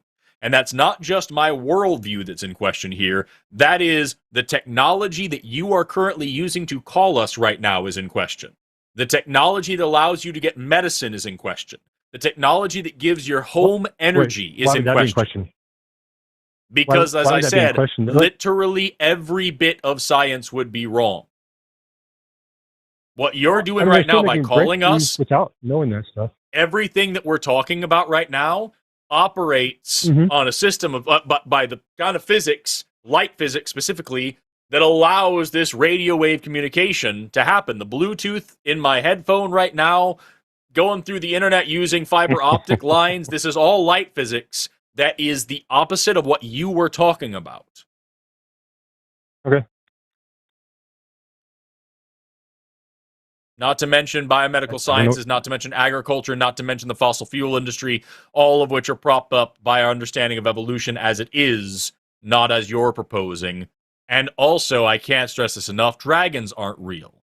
So, like, right on, man. What you're presenting us here is bad evidence that you are convinced by, and I encourage you to just try to learn why we know what we know, rather than just assuming that we're just taught a bunch of bullshit, as you proposed at the beginning of this call, that someone just taught me stuff, and I just uncritically accepted it, while never being exposed to any hypotheses, any alternative ideas. That's not only insulting to me and every other scientist, but also, it's important to point out that the whole point of science is that people can suggest things like what you're suggesting, and we can check to see if it's true. And it's not. Okay. All right, man. It's been weird. Right. Also, pronouns don't work the way that you thought the first time you called in either. But I'll talk to you later, Bailey. Hi, Bailey. Apparently, the last time he was trying to be weird about pronouns, so our call screener said, and he finally settled on letting our call screener just use any and all. That's actually not true. That's what I said to do because he was saying yup, yup, yup. Those were his pronouns. Oh, nice. Okay, I misunderstood what the thing. So it was even dumber it's than my I revenge read. to just put any all. Nice. Bad deal. But hey, we'd love to take some theist calls that are serious. If anybody out there has a good reason to believe in a god or gods, or talk about how science is wrong, we would love to talk to you. As you can see, we're generally kind of nice. You know? Yep. Generally kind of nice. I'm the only asshole in this conversation, so Forrest will keep me in line. But the number is 720-619-2288. If you want to call in and challenge us on science, engineering, anything like that, I'd love to answer engineering questions. Hey, the person who just said that I'm not a scientist, you should call in and tell me why. It'd be a lot of fun. I would love to hear that reasoning because it's fucking wrong. 720-619-2288. The person who says that I'm the Ken Ham of atheism. Let's talk. 720-619-2288. Call me up. Destroy my career in front of thousands of people. We've got, how many people do we have watching right now? We've got 1.2 thousand people watching, and within the first week of these shows being up, we usually get about 30,000 views. So pick up that phone. Talk to me about my credentials. We'll go through my credentials together. I'll go through everything that I've achieved, and you can tell me which one of those does and does not qualify as a scientist, and which of those does and does not qualify me as Ken Ham. Which, what a wild thing to suggest. 720-619-2288. Let's talk.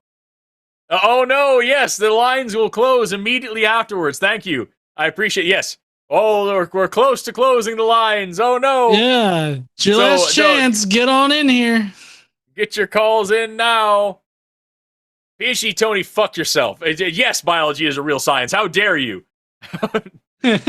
I've also, because of the chat, I was trying to hold it in because I don't know where it came from, but somebody was talking about this, and now it's stuck in my head, and so now I've got it on my soundboard, so it can be everybody else's problem too. We are Charlie Kirk. We carry the flag. That is absolutely going to be a thing that I can pull out on random streams. I should check. I don't think that's copyright material. It's an AI-generated bullshit song, but like, yeah. I'm going to use that on so many things. Let's talk to Lucy, who is a longtime atheist, now converting to Judaism, who wants to get our perspective on different religions and whatnot. Lucy, you're on the line with Forrest and John. How are you doing today? Hello, hi. Hi, fellow magnetic, what does that guy say? Dragon giants? Dragon antennas. Magnetosphere. Yeah. We're all individual biomagnetospheres, whatever the fuck that means. Yeah, I'm happy about it. But can you guys hear me well? Yes, I can. Okay, cool. Perfect. So, longtime fan, shout out to Promise. I'm excited for a new book. It's great. She just sent it to me, and I'm going to be consuming that book later on. Oh, lucky. So just to jump right into it, if I make any accusations or say anything wrong, please feel free to jump in and correct me if I say anything. But pretty much what I'm calling for is I grew up with a lot of like Christian indoctrination and a lot of trauma associated with that. I'm sorry if I'm like winded. I literally just got off of my bike. Anyway, so I was a Christian for about 10 years of my life, and I spent the other 20 as an atheist just because, like, it never made sense, like all the horrible shit, like in the Bible, it always felt wrong. And like you guys, I feel that there can't be a all good God and for him to be all powerful. Like those two things can't mix. They can't both be possible at the same time. And so with Judaism, not to paint with the broad brush, but at least we're like kind of allowed to struggle and wrestle with God in that sense. But with that being said, like if I'm being honest, my skeptical side still always turns on and says like, "Hey, Lucy, like I know this is bringing you happiness and it's giving you community and all of that is nice, but like you don't really believe like in God, right?" And I honestly always tell myself, yeah, like I don't think I do, just because that God is so immoral. Mm. And so what's like I'm sorry, go ahead. I didn't mean to cut you off. Yeah, there's a small delay. So I specifically wanted to get your guys' perspective on this, just because here's where the accusation might come in. Please correct me if I'm wrong, but I feel like you two are kind of the most anti-theist, if that's fair. Kind thing to say. Hell yeah. Yeah, I'd say I am. I think right, religion is harmful, and we'd be better off without it, and just in general. Right. So that kind of led me to thinking, can I still be religious? And I don't know, it's just hard to like even put into words that like I feel this strong skepticism about anything like supernatural related. But if it helps me in the long run be a happier person, be a more compassionate person to myself and others, is that like wrong?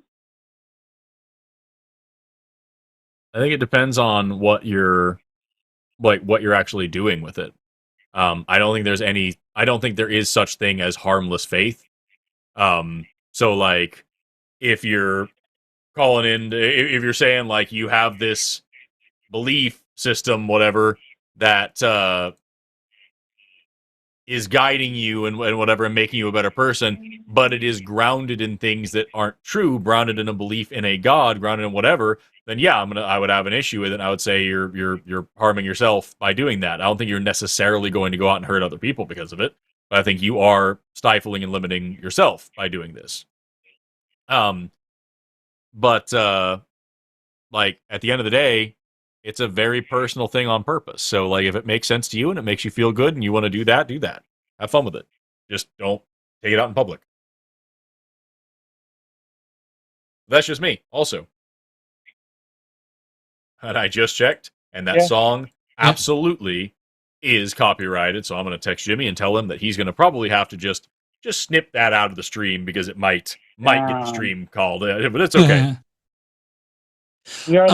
So as far as religion goes, like I get that, maybe you can implement it in a way that helps you out. I would suggest something like Recovering from Religion or seculartherapy.org if you need some kind of help in that respect. Just because I feel like whatever you can get from religion, it's going to be better solved and better dealt with if you actually deal with whatever issue that you have, as opposed to just relying on religion. And I think that that's going to help you in another way too, in that I think that religion doesn't comport with reality. Like, there's some forms of religion that, definitely comport more with reality. But I feel like any belief that doesn't comport with reality opens you up to being gullible and being exploited, and ends up with you potentially doing something to either harm yourself, harm other people, or just be suckered into something, right? And so I think that getting away from religion and and dealing with whatever issues you're actually having to deal with, I think would ultimately in the long run be better. But I'm also not going to force you to give it up or anything like that. I'm not going to sit here and try to persuade you to give up your religion. I might persuade you, to actually get some, therapeutic help that will actually help you deal with whatever issues you might be having or whatnot. I might try to convince you of that, but I would never convince you to try to give up your religion. But I do think that it can end up being harmful to you and other people. Yeah. I actually do see a therapist regularly, and she's sort of the one that like inclined me into like looking more into it, because I've only been in the process for about 4 months. And she was the one that really like told me like, hey, well, like maybe you should try going to temple or to speaking to a rabbi and stuff like that. And yeah, I don't know if that means I need a new therapist or but in fairness, the rabbi whom I've spoken to about this as well has said that it's like, I guess in Judaism it's normal, right, to have that like wrestle with God. But it's like you guys say, like there's reality and religion. I don't know, it just doesn't really fit into that puzzle, if that makes sense. Yeah, and I think that a more modern take, like non-orthodoxy take on Judaism, is a lot more is going to be part of one of those religions that more aligns with reality, right? It more comports with reality, because like I don't know if Forrest knows Rabbi Hannah from TikTok, but there's okay. I've known Rabbi Hannah and a few other people that are more, I guess, atheistic type Jews. And it seems to comport more with reality. So I mean, you might be fine there, but I just I guess.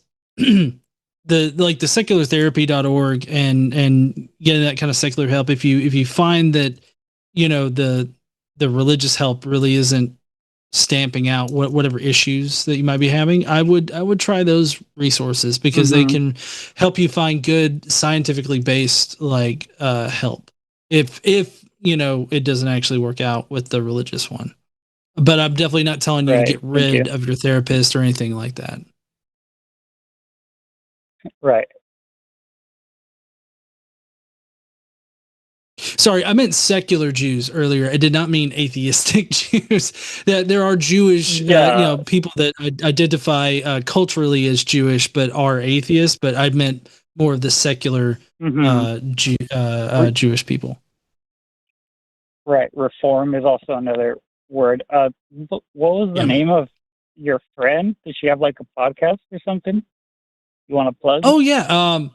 Well, it's on. She's on TikTok, and I think she's probably on YouTube too. But she goes by Rabbi Hannah. It's a CHANNA. She goes by that Rebel Rabbi on TikTok, and she's fabulous. I would, I would, since you're, leaning Jewish or Judaism, I might look into her content. Cool. Thank you. Yeah. So simple call. Sorry I wasn't a controversial theist like some other people, but hey, we've been in a helpful mood. Come on, let's duke it out. Yeah. Do you have something shitty you want to say right now towards the end of the call? We are Charlie Kirk. Right? What? we carry the flame. We carry that flame, baby. Well, thanks, Lucy. I appreciate you calling in. Yeah, thank you, guys. Take care. Bye-bye. You're welcome. I called Jimmy quickly while you were talking and just let him know, hey, you might need to, this might get flagged. You might need to just cut this out in the back. Yeah, I am now fired. So, like, but it's fine. It's whatever. It's all right. I'll take over all your spots. It's okay. Yeah. Oh, man. We've got what might legitimately be our last call of the night. We have nobody else in the call-in queue right now. So we'll take this last call and we'll leave the lines open while we do it. And if no theists call in this time, I'm going to say no more atheist calls for the night. How about that? And if anybody out there wants to tell us that evolution is wrong, that the Big Bang is wrong, that LGBT people are wrong, that God is right, that the Bible is right, that prayer is good, anything like that. This is just last couple of calls. It might be a short show tonight. I'm okay with that. I've got a ton of homework. It's final season. Next week is finals for me, so I've got this time to just try to crank through a ton of stuff. And boy, I would like to go to sleep. So like, I'm okay with a short show. We'll see what happens. And then also we have super chats at the end of this. Anyway, so stick around for that. With that, let's talk to John, not that John, but that John, who is an atheist who wants to talk about quantum mechanics, which is something that I know nothing about. John, you're on the line with John, and I'll be John for the call too. John, and John, how are you today? I'm doing good.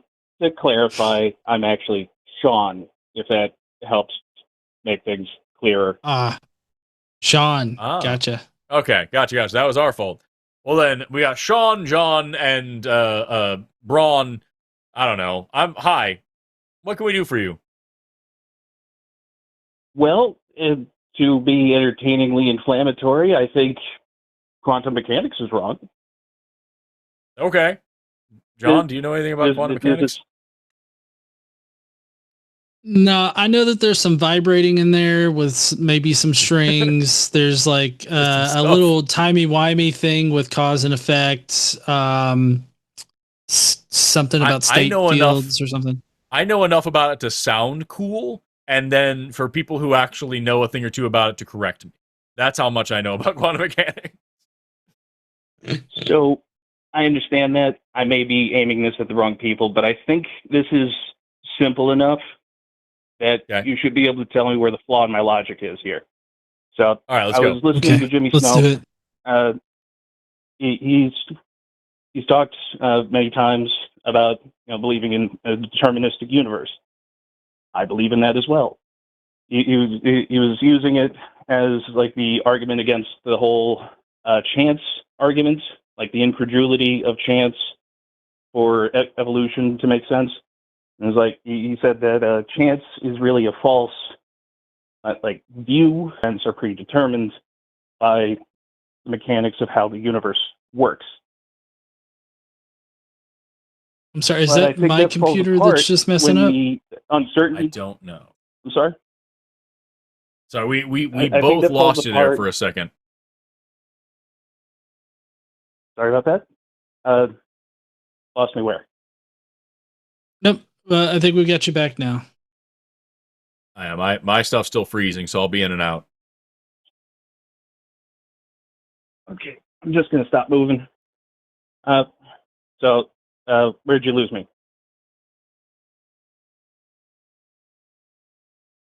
You're talking about Jimmy Snow. You're talking about Jimmy and the deterministic universe and why you believe in the deterministic universe too. And then you started sounding like a robot. And it looks like everybody had that problem. It was on the YouTube side, so looks like everybody in the chat is not hearing what's going on. Copy. Okay, so my understanding of the uncertainty principle is that we can't know the position and momentum of a quantum particle because measuring it requires altering it. So we can't know those things, and knowing one thing makes the other thing more uncertain. So that to me sounds like chance.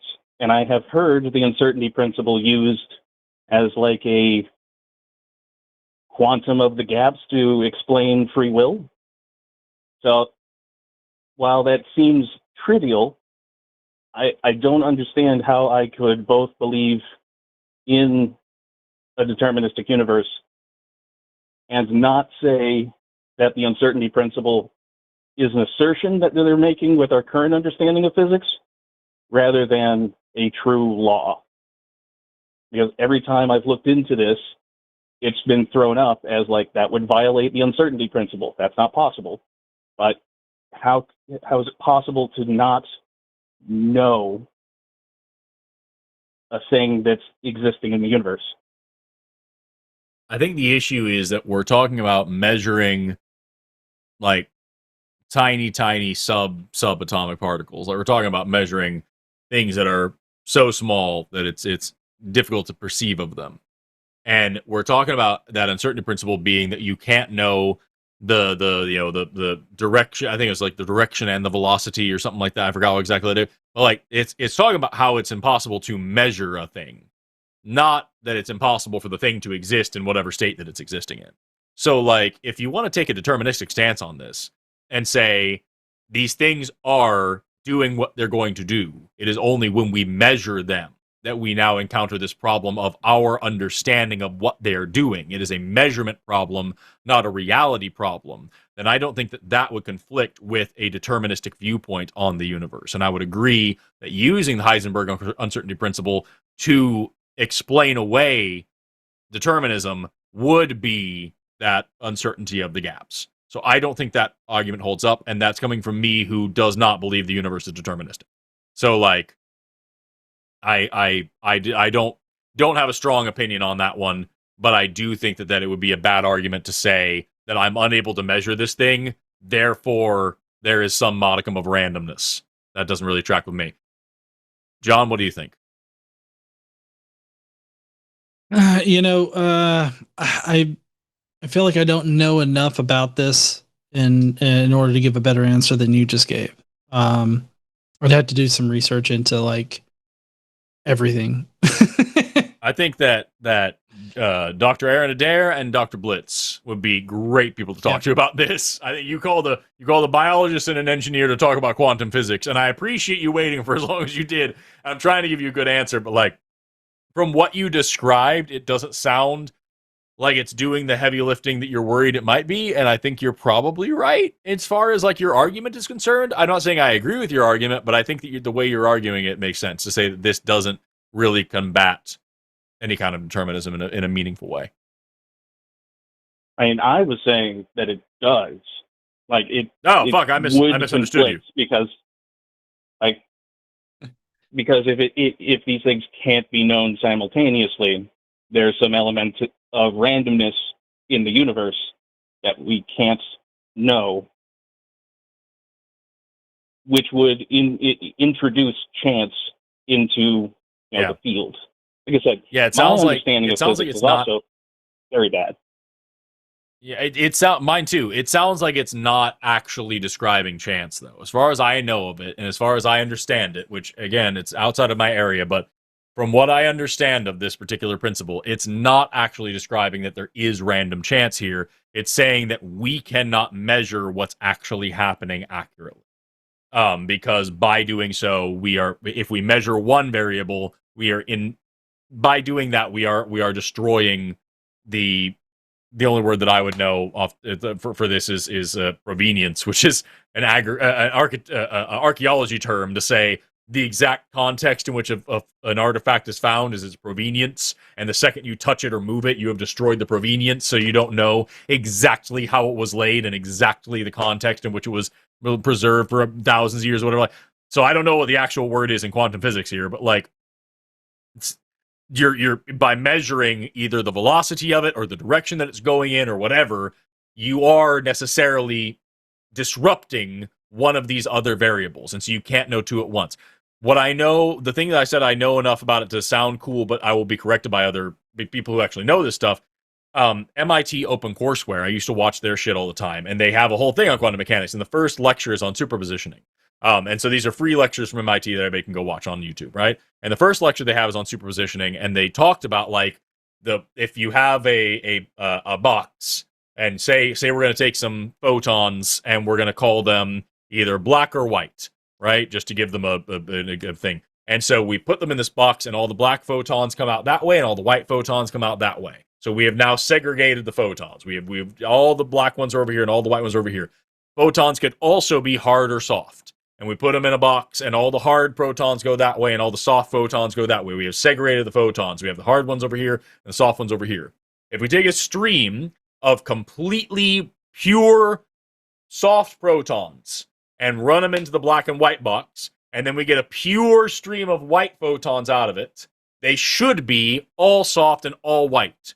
But if we take that stream and then run it back into the hard and soft box, it splits 50-50 again. And so you can either know one thing or the other thing. You cannot know both at the same time. And that's the way that they describe this superposition situation to me, the way that I watched it a long time ago. And so what that tells me when I'm learning about this stuff from where I'm standing is not to say that these things, I guess you could take it either way, that either these things exist in this state of fluctuation and randomness that like we don't know. That's one way. Or that we have a measuring problem and we cannot measure this effectively. And that's the issue. And if you're presenting this as a thing to say, I know for sure that determinism is wrong because of this, and that's not the Heisenberg uncertainty principle, that's just talking about superpositioning and like where this conversation usually goes. I would argue that from where I'm standing right now, as somebody who is not trained in this field, that doesn't sound like it's doing all the heavy lifting that we're saying it does. It sounds like there might be another variable there that we're now spreading a bit too thin. That's my take on it. And again, can't stress this enough, not a physicist. And so I'm probably missing something serious here. No, I understand. Just to explain my understanding of the problem, because I've looked into this, and you put it in a way that I had thought about it before, that it was a problem of our measurement capabilities, but it's a mathematical issue, that to reduce the probability to more precisely know this property necessarily increases to the point where you can't, the probability is too high to know.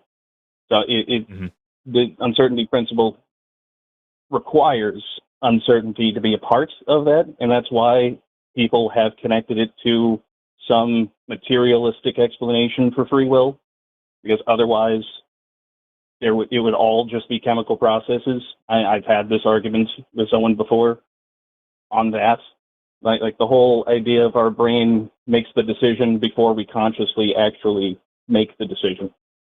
How, right? Like, to me, that says deterministic. But that sounds interesting.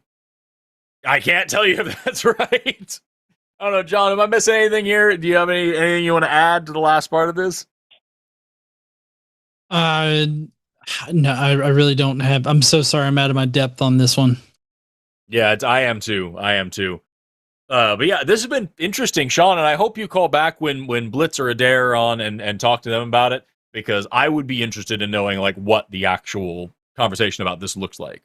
Because I'm giving you my uneducated opinion, you're giving me something that you have actually read up on, but you're not a physicist either, and no, we have three people who don't know what the fuck they're talking about trying to make sense of the quantum world, and it's fun but not productive. Yeah, that I do apologize. I thought my understanding of it was uneducated enough that you'd be able to help. This is breaking my brain. I've asked, why is it not a problem of measurement?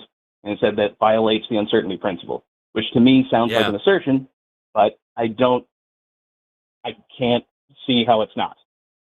Yeah, no, that's kind of where I'm at as well. No, don't apologize. This is interesting, and I would never discourage anybody from asking questions or thinking deeply about things just because they're not trained in it. So, like, I think this is great. I just want to know the fucking answer. So let me know. Like, I'm gonna wait for you to call into it whenever Aaron or Blitz are on, and I'm gonna be tuning into that excitedly.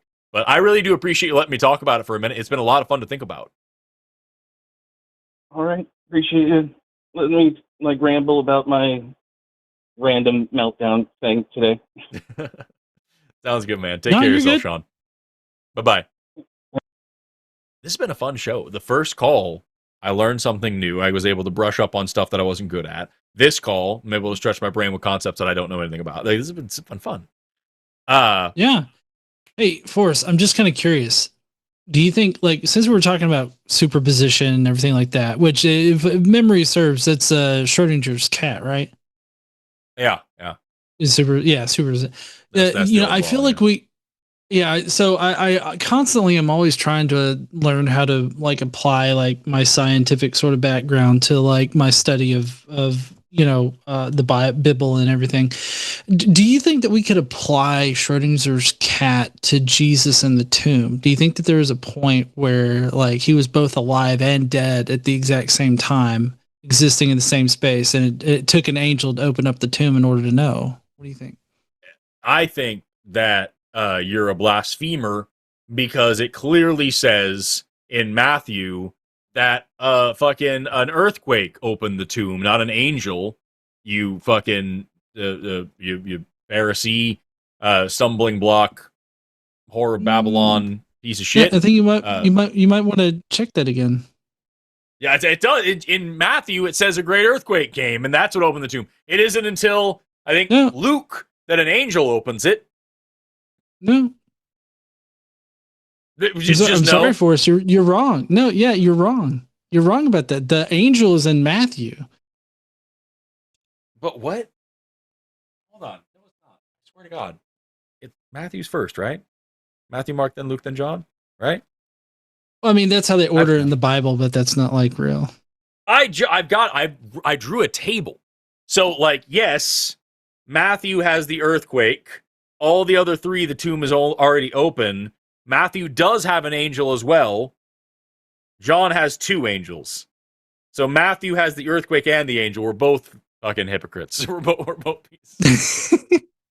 Damn it. Well, I always do it as, the angel descends and bitch slaps away the stone. So I don't know. Maybe I got the order wrong. You hit it so hard. There was a great earthquake, and then the angel comes down and knocks the stone away. I thought was that Matthew's also the one with the zombies too, where all the tombs open across. And all the bodies come out across Jerusalem. That's crazy. And so apparently this wasn't even a big deal. Like, this is just a thing that was happening.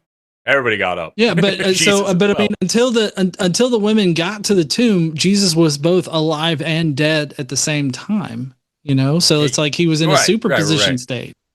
You think we can use quantum mechanics to like fucking figure that out? I was trying to deflect and ruin the joke, but no, you are absolutely right. At that moment, Jesus was both alive and dead. The world was both saved and not saved. For 3 solid days, we all were in limbo. That's what it's all about. Yeah. I mean, I know he's God, but I figured, superposition and everything. Gone. We've got one call left who just called in and just got through the host queue, or the screening room, has been here for about 5 minutes. So we're going to take this last call, and then we're going to move on to super chats, and then we're going to end the show, and then we're all going to go die. And we've got Brian, pronouns he, him, who wants to talk about evolution and creationism and cell theory. Brian, you're on the line with Forrest and John. How you doing today? Hey, pretty good. How's it going, guys? I'm all right. Hey, all right. Lay it on us, Brian. What do you want to talk about? So I'm a former evolutionist. I basically became a creationist and a theist through the study of science. I basically, what really got to me was when I came to cell theory, and I got to the third part where all cells arise only from pre-existing cells. And that one really got to me. I struggled with that one, and that one was like the first crack for me. Do you guys have an explanation where the first cells came from? Yeah. So there's a lot here. So first of all, for everybody who's out there curious, so the cell theory has 3 tenets. Number 1 is that the cell is the smallest fundamental basic unit of life. You can't go any smaller than that. Number 2 is that all living things are made of at least one cell. And number 3 is that all currently existing cells have come from previously existing cells. And that's usually just shorthand, just like all cells come from other cells. However, this is kind of like the law of biogenesis, where we talk about that life comes from life. That's talking about the present day, and it's responding to a specific problem. So, like, for that example on that one, Louis Pasteur was debunking spontaneous generation. It used to be believed that flies just came out of meat. They just spontaneously generated fully formed from this. And he was showing, no, actually, life comes from life. Living things produce other living things. They don't just arise from nothing.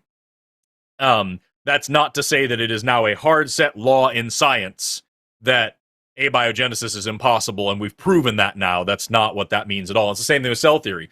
Schleiden and Schwann were the 2 scientists that came up with cell theory, and it was because one of them was a botanist and one of them was a zoologist, and they looked at a ton of plants under a microscope and a ton of animals under a microscope, and they said, hey, literally every fucking thing we look at is made of cells. Therefore, we're proposing that everything is made of cells and cells make other cells. That isn't suggesting that there was never a time when a first cell came into existence. In fact, that probably happened a lot.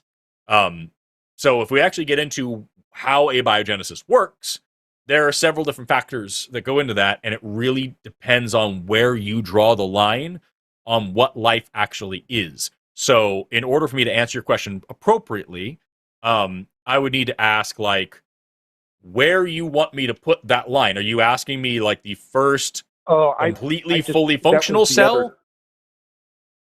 Well, that was kind of the other tenet of cell theory, is that when another cell is produced, it makes basically a mirror image of itself. So that's where I was kind of confused on where different types of cells come from. That if it's basically, it's genetic material that, reproduces itself through meiosis and then mitosis. And right, that was one of the confusing things.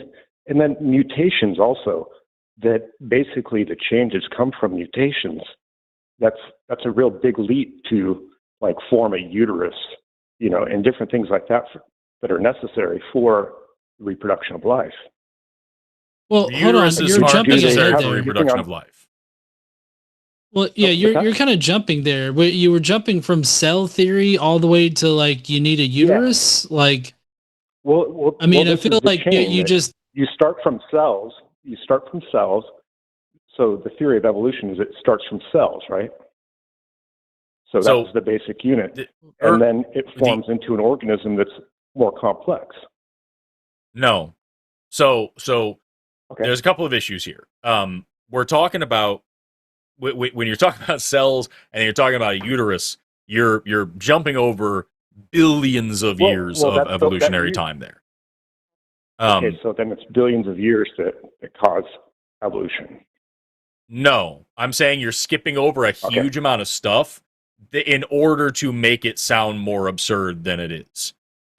Because there's nobody at all that's going to say there's a single-celled organism that then develops a uterus. There's no one has ever heard of propose such a thing. And so what we're talking about here, we have single-celled organisms, so individual single cells that are free living all on their own. Those exist today as well. We have plenty of single-celled organisms that reproduce through binary fission, that are making more or less exact copies of themselves, and also still evolve. And so we still see evolution in those species, not just even through mutation. We see it through mutation. We see it also through horizontal gene transfer. And like there's different mechanisms there to add in new genetic material or change the genetic material that is there. Then we get to a point where we evolve multicellularity. So we go from a single-celled organism to a multicelled organism. We have seen that happen in a lab. We know that's a thing that happens. And when we have a multicellular organism, we're then able to start differentiating different cells within the same organism to do different jobs. And that doesn't necessarily have to be as extreme as something like, a whole human being. You can go as interesting as, like, say, for example, a bryophytic plant, right? Bryophytes are mosses, hornworts, and liverworts. They are non-vascular plants that do not have differentiated cell types insofar as they don't have different stems, leaves, and roots. Instead, the cells in different parts of this plant just start doing different jobs without truly being different types of cells, and they just work through diffusion. They don't have set vascular tissue and set leaves and everything. They just develop rhizoids and everything, and that's all because of plastids. It's really fucking cool. But the whole point is, you don't need complex tissues to make that function. You then go on a little bit further, and you get things like, for example, in this case, we'd be talking about like sponges. Sponges don't have differentiated cells, but they are very big, very complex, interesting organisms that are all basically one and the same type of cell. You can then start making more strict differentiation between cells. Now we're getting into evolutionary development, where we actually have differentiation between these cells, producing different tissue types that do different jobs. Okay. And that can be extremely, extremely basic, that can then become more complex over time, and then lead you into complex things like organs. And then those organs, again, are very basic and then get more complex over time. A great example of that is eyes. Like, the evolution of the eye is something that's really, really well understood. If you look at a human eye today, ridiculously complicated, no way that could ever evolve. But if you look at the actual step-by-step of how to form such a thing, and the accompanying fossil record, and accompanying species that are extant today, it actually isn't that hard to comprehend at all, and it makes total sense. Okay. So eyes have fossil records then. And, Absolutely. And so, okay. And, okay, so that's, it's mutations then is what is causing new genetic material to pass on. Sometimes. Is that what you're... Sometimes. Okay. So there's mutation, there's horizontal gene transfer, which has several different ways of going below that. Transformation, retroviral insertion is another one where we have genes literally popping in, and that's all not even counting just de novo gene birth. So there's actually a variety of ways we can add new information to the genetic code or tinker on the information that's there in such a way that we might as well have just added new information. Okay.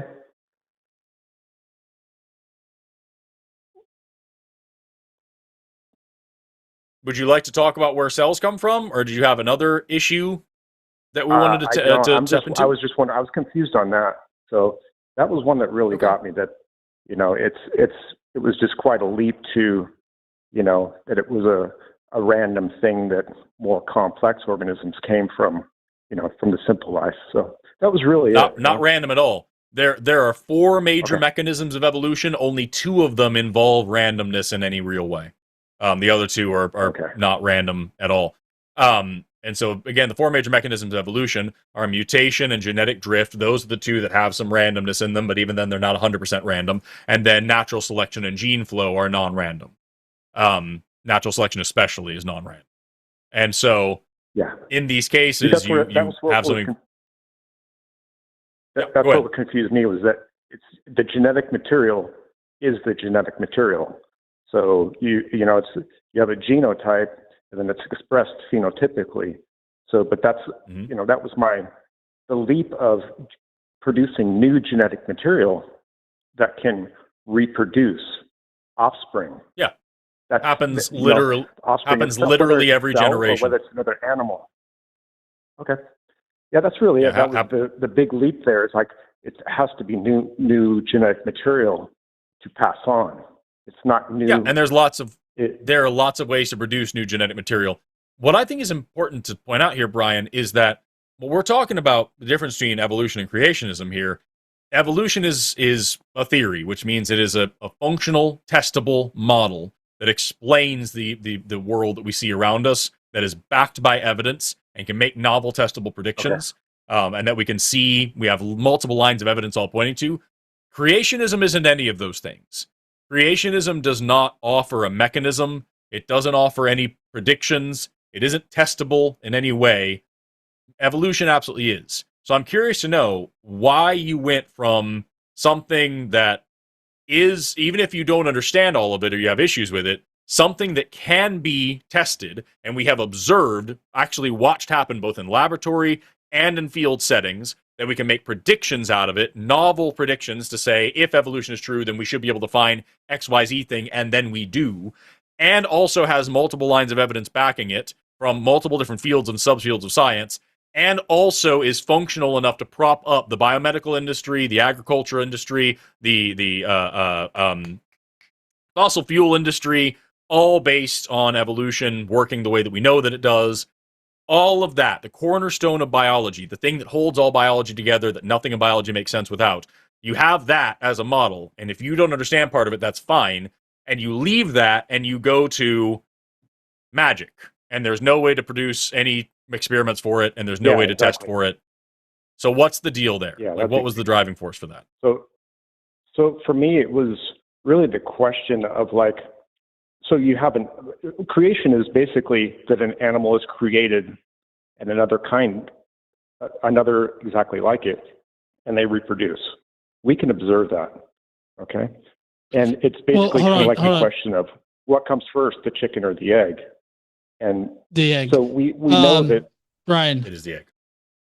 Brian, I feel like so the first problem that I have with your understanding here is that like I get it that you're working off of magic and it's like it's magic, I ain't gotta explain shit, right? But like you stated that one animal is created, right? And then there's another animal that's created, and then they reproduce, and that's a species, right? Is that your I'm just trying to steel man you here. Well, that's the creation theory. So evolution is that it spontaneously generates. No, not spontaneous. Another new organism that then reproduces. That's magical thinking to me. No, Brian, that's not magic. No, that is magical thinking, but it's from your side. What I described was the spontaneous. You can reproduce cells. That's not possible. That's not happening. What? Yes, how do you know that's not possible? What you just described as speciation and stuff is not how evolution works. With all due respect, Brian, it sounds like you got your education on this issue from Answers in Genesis, because you are not describing it in a way that makes any kind of sense. No, actually, I didn't. No, I got this way before that. So. Okay, well, Brian, my original point that I was going to here is that violates all of our understandings of like population genetics, and that's the biggest problem that's one of the big problems that I have with the creationist story is that you just start off with two animals. You think in the first place. You're saying that they spontaneously generated from. No, I did not say. When did I say spontaneous? Brian, when did I say spontaneous? When did I say spontaneously generated? It has to be. No, it does not.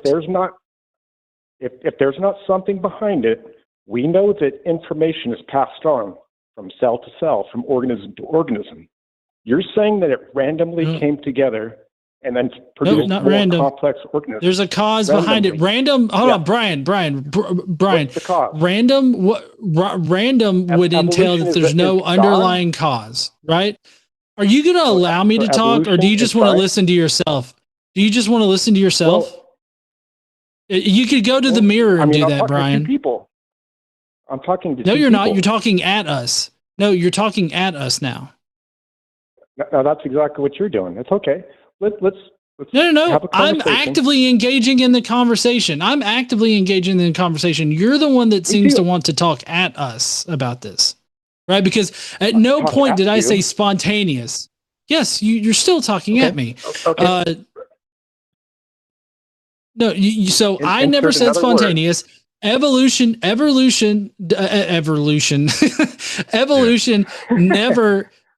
stipulates spontaneity as far as like, spontaneousness as how it comes in. In fact, evolution would explain it as a gradual change in population of organisms. That's how evolution explains it. Okay. So it's a gradual change. It was compelled to come together. It was compelled to. Nope. You're loading it. So that's Brian, a loaded statement. Brian, let me make it easier. If I were to mix baking soda and vinegar together, what's going to happen? It's going to produce a gas. Right. They're going to react. Yeah. Is that a spontaneous process? Well, no. I mean, you're putting two together. So there's a force outside to put the two together. Exactly. You're missing the point. You're missing the point. What I'm saying is that chemical reaction. What I'm saying, Brian, is that chemical reaction is predictable. It is energetically favorable. It's something that actually makes sense to happen without any outside interference. If a molecule of baking soda is floating around in the ocean and a molecule of vinegar is floating around in the ocean and they bump into each other, what's going to happen is this exact redox reaction, because that is an energetically favorable thing it's obeying the laws of chemistry. It would actually go against the laws of the universe for that reaction to not happen, right? And so what we're talking about here is when we talk about the beginnings of life, there isn't anything about the origins of life that violates the laws of chemistry or physics. We know the four major macromolecules of life, and we know the things that make those four major macromolecules of life, and we know the things that make those things, and we know where every single bit of that comes from, and we know how they self-assemble and how they behave in natural settings. Not a bit of it requires a natural explanation. Sorry, a supernatural explanation. I'm burping into the microphone like a disgusting pig. So everything I'm telling you here is that this is all natural on natural on natural on natural, things that we can observe, test, and repeat and verify. None of it requires magic. Exactly. Increased complexity. You're saying that organisms have increased complexity over time. That is not at all even close to what I just said. I was talking about non-living molecules. I'm confused. Well, yeah, exactly. But I'm talking about organisms coming together to form life and to communicate like we're doing today. Just to be clear, the origins of organisms, life today, right? Organisms are life. A living thing is an organism. Exactly. So if you're talking about the evolution of complexity, that is a different question than abiogenesis, where life comes from in the first place. You called in talking about abiogenesis. Now, as I'm trying to explain abiogenesis to you, you're moving over to complexity. Which would you like to talk about? Okay, so you're saying that cells, you put the material together in a lab and it can produce a cell. No. Can human beings make cells out of That's not what I said. Yes, but that's not what I'm talking about. We can't. Yeah, we've engineered cells from pieces. It's not like we can make one from scratch. From like we're baking a cake. But yeah, we can take them apart, put them back together again, and make some things happen. But like that's neither here nor there actually, because even if we didn't know how to do anything like that, even close, even if we had none of that, wouldn't invalidate all the other evidence that we have for abiogenesis. So are we talking about abiogenesis, or are we talking about organisms becoming more complex? What do you want to talk about? The only thing they can make in labs is more complex proteins. They're not making That's not true at all. Out of material. That's not true at all. That's not true at all. Yeah. No, it's not. Do you know what a protein is? We're not making cells out of nothing. Do you know what a protein is? That's not out of nothing? Yeah. See, that just shows me that you don't know a fucking thing that you're talking about. Yeah, Brian, who brought up nothing? Who brought up nothing? Well, I'm talking about genetic material. Let's say if you put all of the genetic material to make a cell in a lab. So now we're talking about genetic material, so we're not talking about proteins anymore. No, we're talking about biology. Come on. Yeah. So now we're talking about biology. So we're talking about. No, I don't, Brian, you keep changing the thing we're talking about. You've said, Brian, you have said, you have no idea about biology. Cells, Brian, you have said, Brian, you have said cells, organisms, proteins, and genetic material interchangeably. I don't know what you're talking about. Those are all very different things. Okay, what does a cell consist of?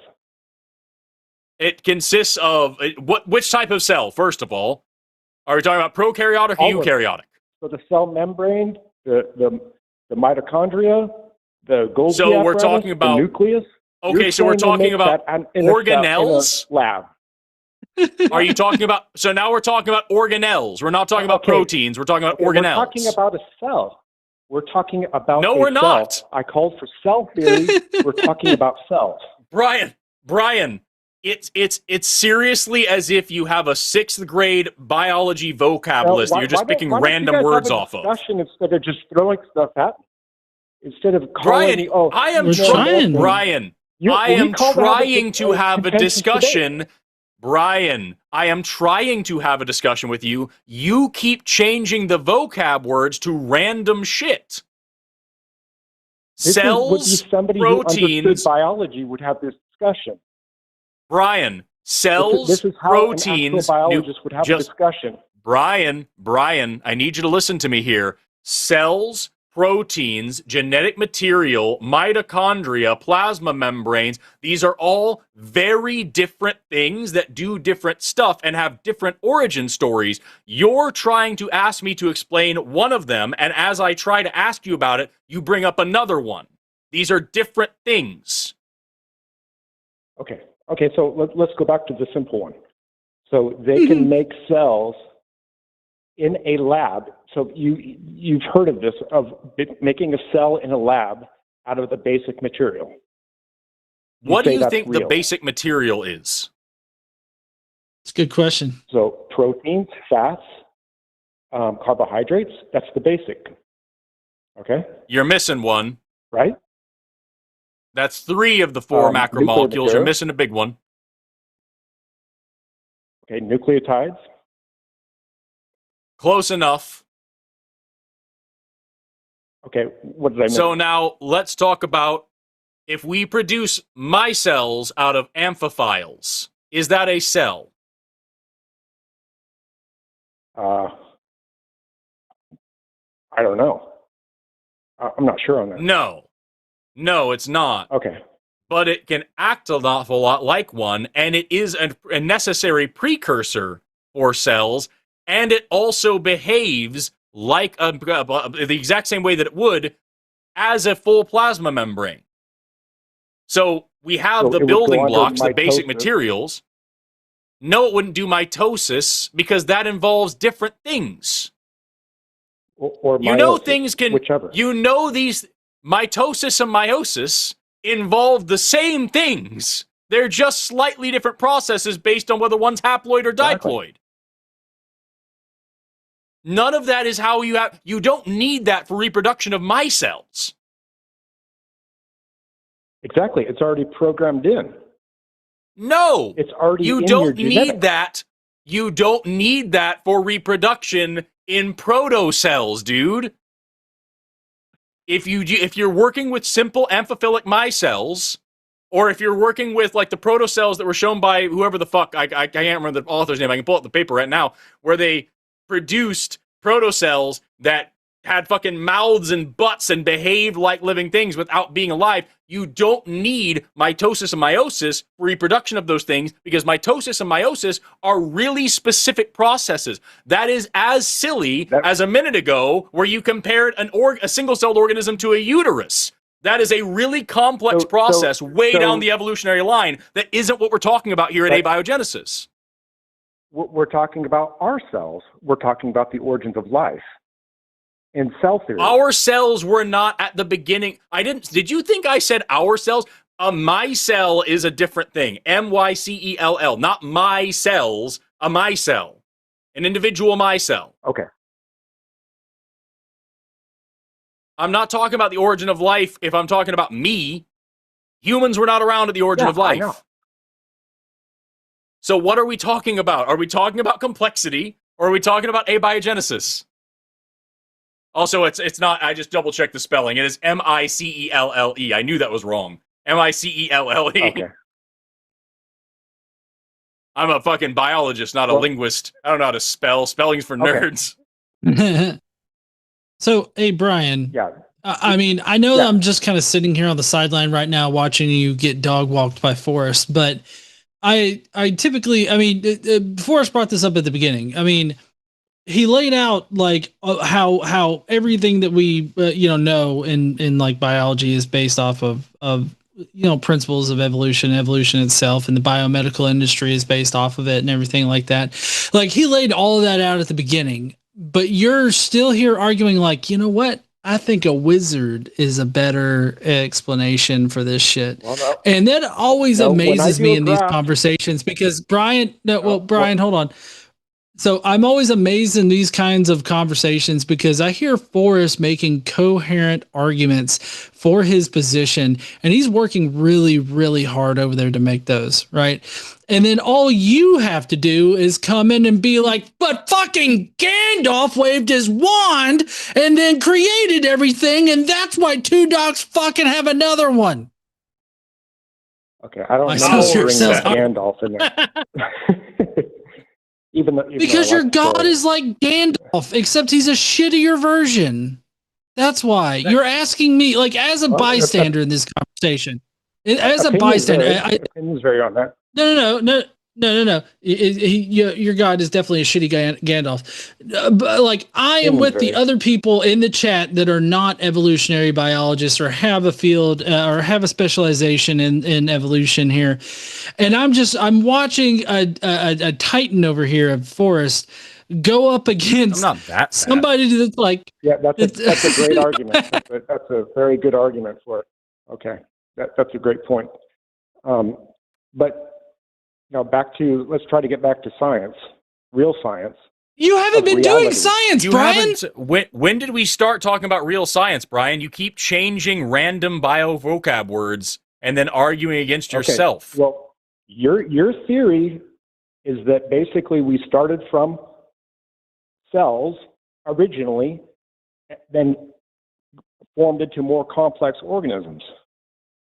That's where the uterus came in for reproduction. Eventually, what is it with you and the uterus? That had a uterus. Do you know that you don't need a uterus to reproduce? Another organism. You don't need you know a that uterus to reproduce. You don't. Yes, there are plenty of species out there, plenty of organisms that reproduce without uteri. So human beings can reproduce without uterus. I didn't say human beings. I said plenty of species, plenty of other organisms. Exactly. I'm sorry. This is hold on, Brian. Brian, I'm holding up a whiteboard here, and I feel like I've mapped out your entire thought process. You start off with one cell, and then you immediately fast travel to the uterus. Okay, we're talking about organisms and reproduction, which is part of biology. That's what we're talking about, right? Brian, organisms were reproducing for billions of years before a uterus came into play. Mammals existed for 100 million years before they had uteruses. So increased complexity of organisms is what is evolution, right? So that's not the definition of evolution. No, because but you're explaining the process. No, I'm saying that is a thing that happens, but that's not the definition at all, and it's not necessary. You don't need a uterus. You don't need a uterus for life. You don't need a uterus for reproduction. You have one specific type of animal that uses uteruses or uteri, and those are eutherians. Exactly. Those are the ones that have those. Nobody else. And we exist, right? Yeah, we didn't for a long time. We only started existing about 120 million years ago. So that eventually formed, right? Is your theory? Not on purpose. Eventually, that formed. So it was a mutation, or it spontaneously came out. The genetic material had to be there to produce the uterus. Is what I'm saying. Right, and I explained to you a minute ago. And I explained to you a minute ago that there are lots of ways that can happen, that we can add genetic material. When it comes to the folding in of a uterus, when it comes in, no, not genetic drift, that would require the genetic material to already exist. You weren't paying attention. In the case of the uterus, I know exactly what you're talking about. In the case of the uterus and the placenta, for that matter, that actually has more to do with endogenous retroviruses. So we have retroviral insertion. Okay, so that viruses implanted the material to produce uterus. Placentas and the myelin sheath of neurons, and the fact that we have multinucleated muscle cells. These are all retroviral insertions, adding new genetic material. The virus produces that. Okay. So are we talking about that? Or are we talking about abiogenesis? Or are we talking about where cells come from? Or are we talking about proteins? Which thing do you want to jump to next? We're talking about evolution versus creation. The two, which one stands up? Which one makes more sense? That's what so you have, again, what we talked about a minute ago. We have one thing which actually does functionally explain every single step along the way here with models that we can test. And you have pictures not of cartoons and shit like that. Not cartoons. Cartoons. Nope. Yes. You're talking about science writing.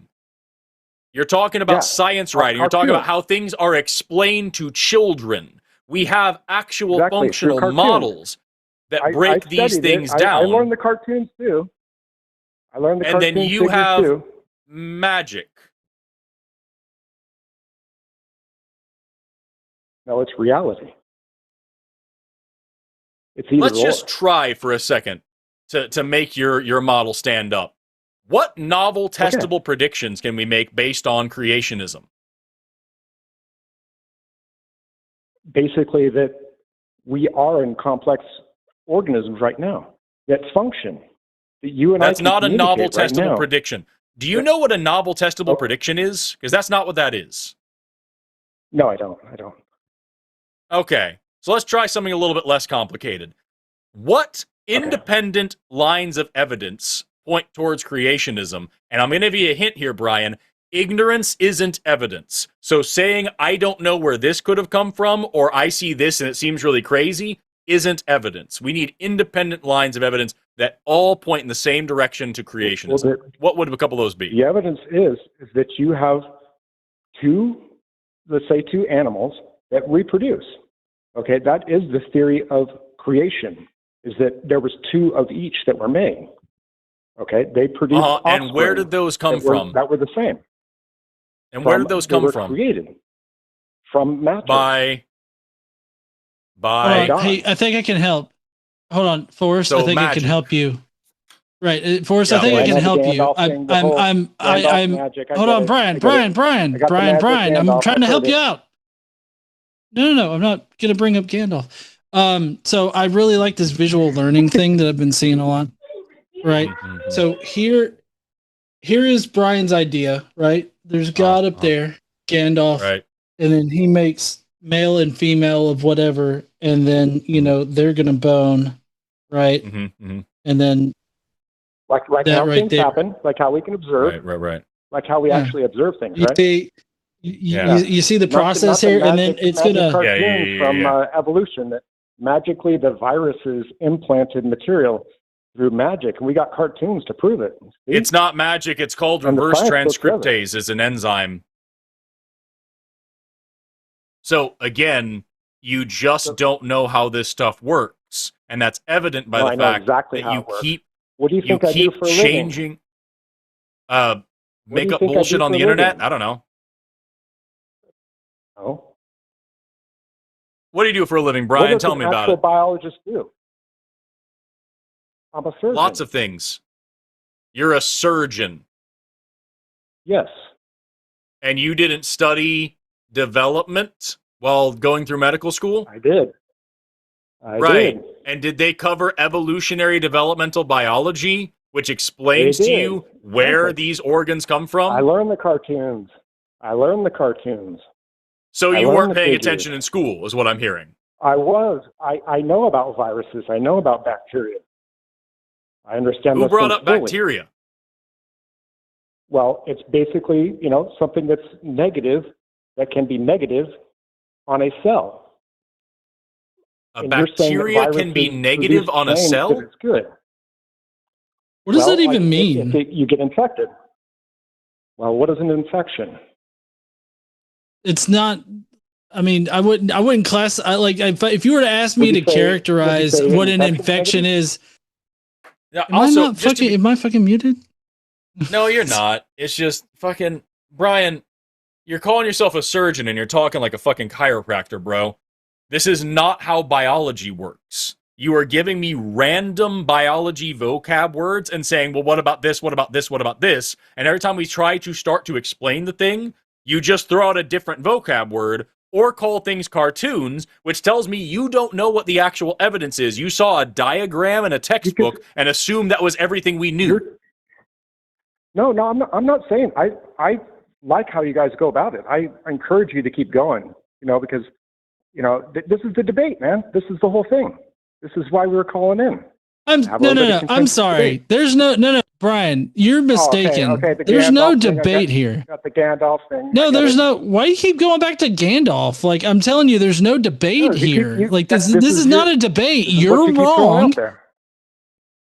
I don't. You're the one that keeps mentioning Gandalf. You keep thinking about Gandalf? Because that was your original thought, was the Gandalf thing. The Gandalf analogy for God. Have you been dwelling on Gandalf this entire time? Well, I mean, you brought it up. No, Brian, no, I didn't. Well, I brought it up the one time. You've brought it up every time after that. Exactly. Now, Brian, there is no debate on this. Yours. Okay. What was your original? It's just science, right? Science is At this science. point, no. It's I like how you say it's just science. Like you've solved everything. This is not. It's You're like just you put a saying Band-Aid random on a words. structural It's crack. just science. You brought it up that there is no debate. You just said it. It's science. No, he said this isn't a debate because what's happening is you keep saying, how does evolution explain X? And I will start trying to explain that to you, and then you say, well, that doesn't explain Y or Z or W, and Exactly. that's not what we're talking about. Okay, that's a discussion. That's what we're having, right? And at the end of this, you still have not provided me an actual functional model for what you're talking about. You are not proposing an alternative hypothesis here. You are proposing, well, maybe some guy did it. I'm proposing reality. I'm proposing reality. No, you're not, because here in reality, Brian, we have observed evolution. Other organisms that are the same. See, you talk over me though when I'm trying to go on this. Because you're not saying anything new. You said this before and it was wrong the first 5 times. We have observed evolution both. Yes, we have observed evolution both in the lab and in the field. You've got it through no, you don't have it through the lab. You have it through cartoon models. No, we don't. No, it is not through Do you know, Brian, do you know what the Lenski long-term evolution experiment is? No, I don't. Of course you fucking don't. Because you don't care to look into these things. You just want to say dumb shit that makes you feel good. In the Lenski long-term evolution experiment, in a laboratory at Michigan State University, it's a made-up story that's published dozens of research papers and graduated dozens of PhDs. Oh, okay. They just made shit up. Well, do you want to be honest about it? Because I'm happy to explain that to you. I'm happy to explain to you about the lizards on the Croatian Islands experiments from the fucking 1980s that also showed observable evolution in the field work. I'm happy to show you several examples of observed evolution. But it sounds to me material that was already there. That's not no, I'm not. Material. I'm not, Brian. You don't know what I'm talking about. You just said you don't know what the fuck I'm talking about. So quit making up bullshit to give a fucking pre-Hawk hypothesis of why I'm going to be wrong in the future. You don't know shit about this. You're just making things up. I don't know that. I know about lizards producing lizards, though. Not on the example that you gave. Lizards producing lizards and what? Lizard producing lizards and what? Educate me. Oh, I would love to, Brian.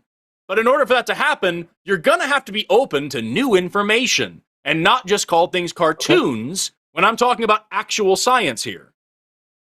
Okay, go ahead. So let's start with this. How does science work? Science works through observation and experimentation. What does observation mean in this case? When we talk about the scientific method. When we talk about the scientific method, what does observation mean? In step 1 of the scientific method, observation, what does that mean? It means reproducibility. No, it fucking doesn't. No, it does not, Brian. You are a bad scientist and a bad thinker. Okay, educate me on that then. So let's start with freshman level fucking biology, Brian, the surgeon. Let's talk with freshman level biology and talk about what the scientific method is and how it works. Observation means you make an observation about the world around you that causes you to ask a question. The observation in the case of evolution is there is biodiversity around us, and I don't know where it comes from. That leads you to a scientific question, which you can then use to build hypotheses that you then run experiments to test, hopefully running Platt's strong inference model, right? We all know that one, right? Since we all study biology. I don't remember it. Of course you fucking don't, Brian. It doesn't fit your bullshit narrative. So now, we know a little bit about the scientific method. A big part of that was experimentation, right? So what experiments have been run that shows creationism in action? When have we observed an experiment where we tested creationism and saw some things being created and other things not being created under certain variables? What was the dependent and independent variable of the creation experiment? That's why in the beginning, it was the beginning. We weren't there. Oh, so it hasn't been experimented on at all, huh? So does that mean that it's good science?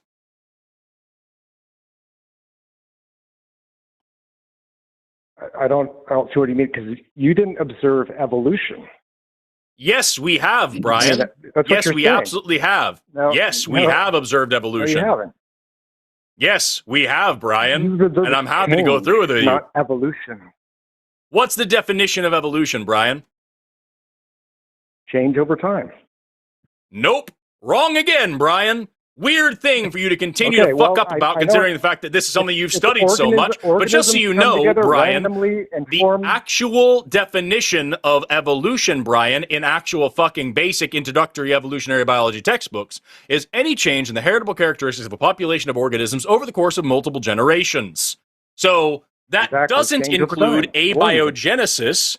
Nope, that doesn't include abiogenesis, and it doesn't just mean over time, it means over generations. That's why I didn't say time in my definition. I said generations. It's because it's generations, not time. Okay. That does not cover abiogenesis, which is why I asked you multiple times whether you're talking about abiogenesis or evolution, and you consistently fucked them up. So now, when we talk about actual experimentation, one really important thing about experimentation is that it is falsifiable and replicable. So, what parts of creationism are falsifiable and replicable? What's the falsifiability criteria for creationism? Let's start there, Brian. We have observed reality today. We know that I'm going to ask you the same question again, Brian. Let's see if you're smart enough to answer it this time. What is the falsifiability criteria for creationism? You tell me. There fucking isn't one, which is why it's still bad science. What's the replicability? Evolution.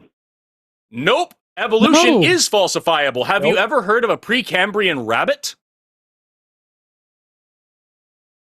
No, I haven't.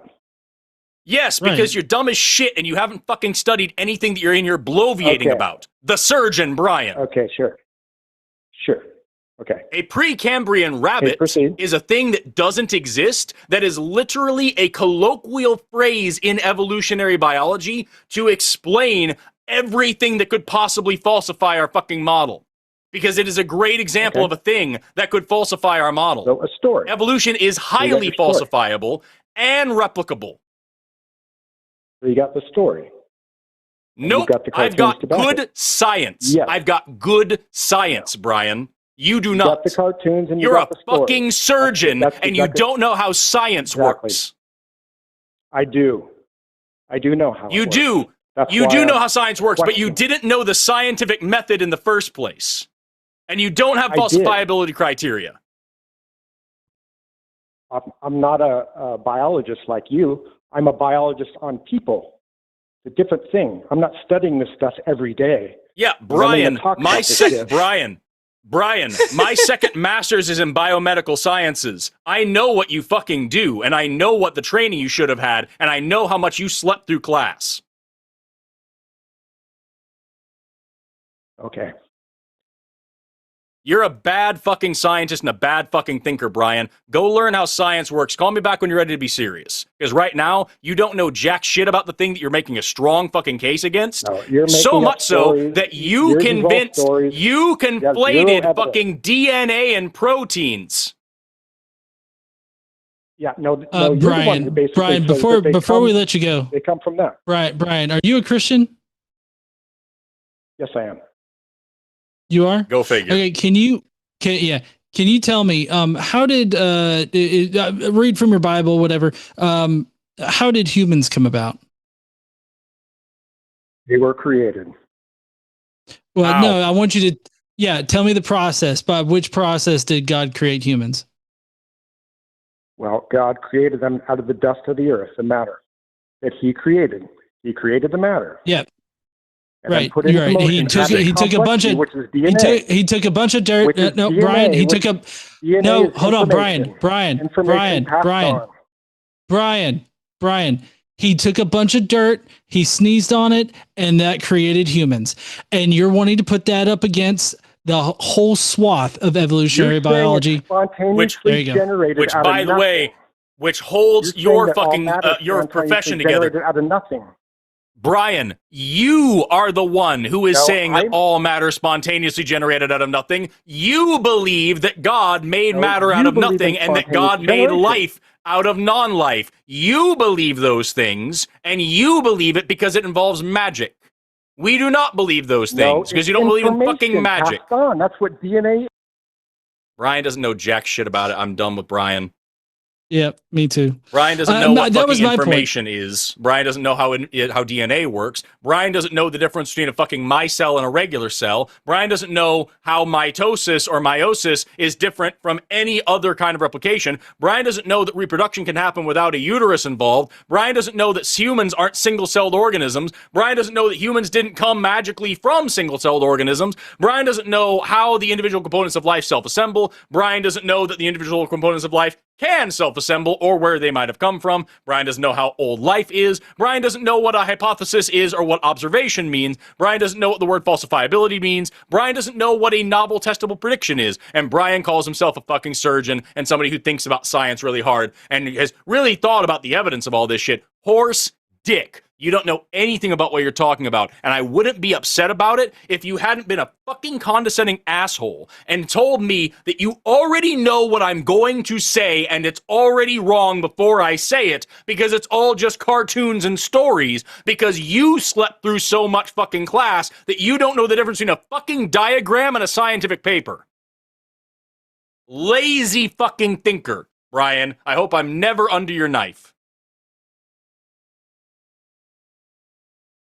Ugh. I actually, I've made this joke before, but I'm going to make it again. Here at the line, we have incredible technology, and we're actually able to take the call that we just had and compress it and summarize it, and we have all of Brian's points right here. There it was. You just learned everything Brian knows about evolution. Incredible. Shit.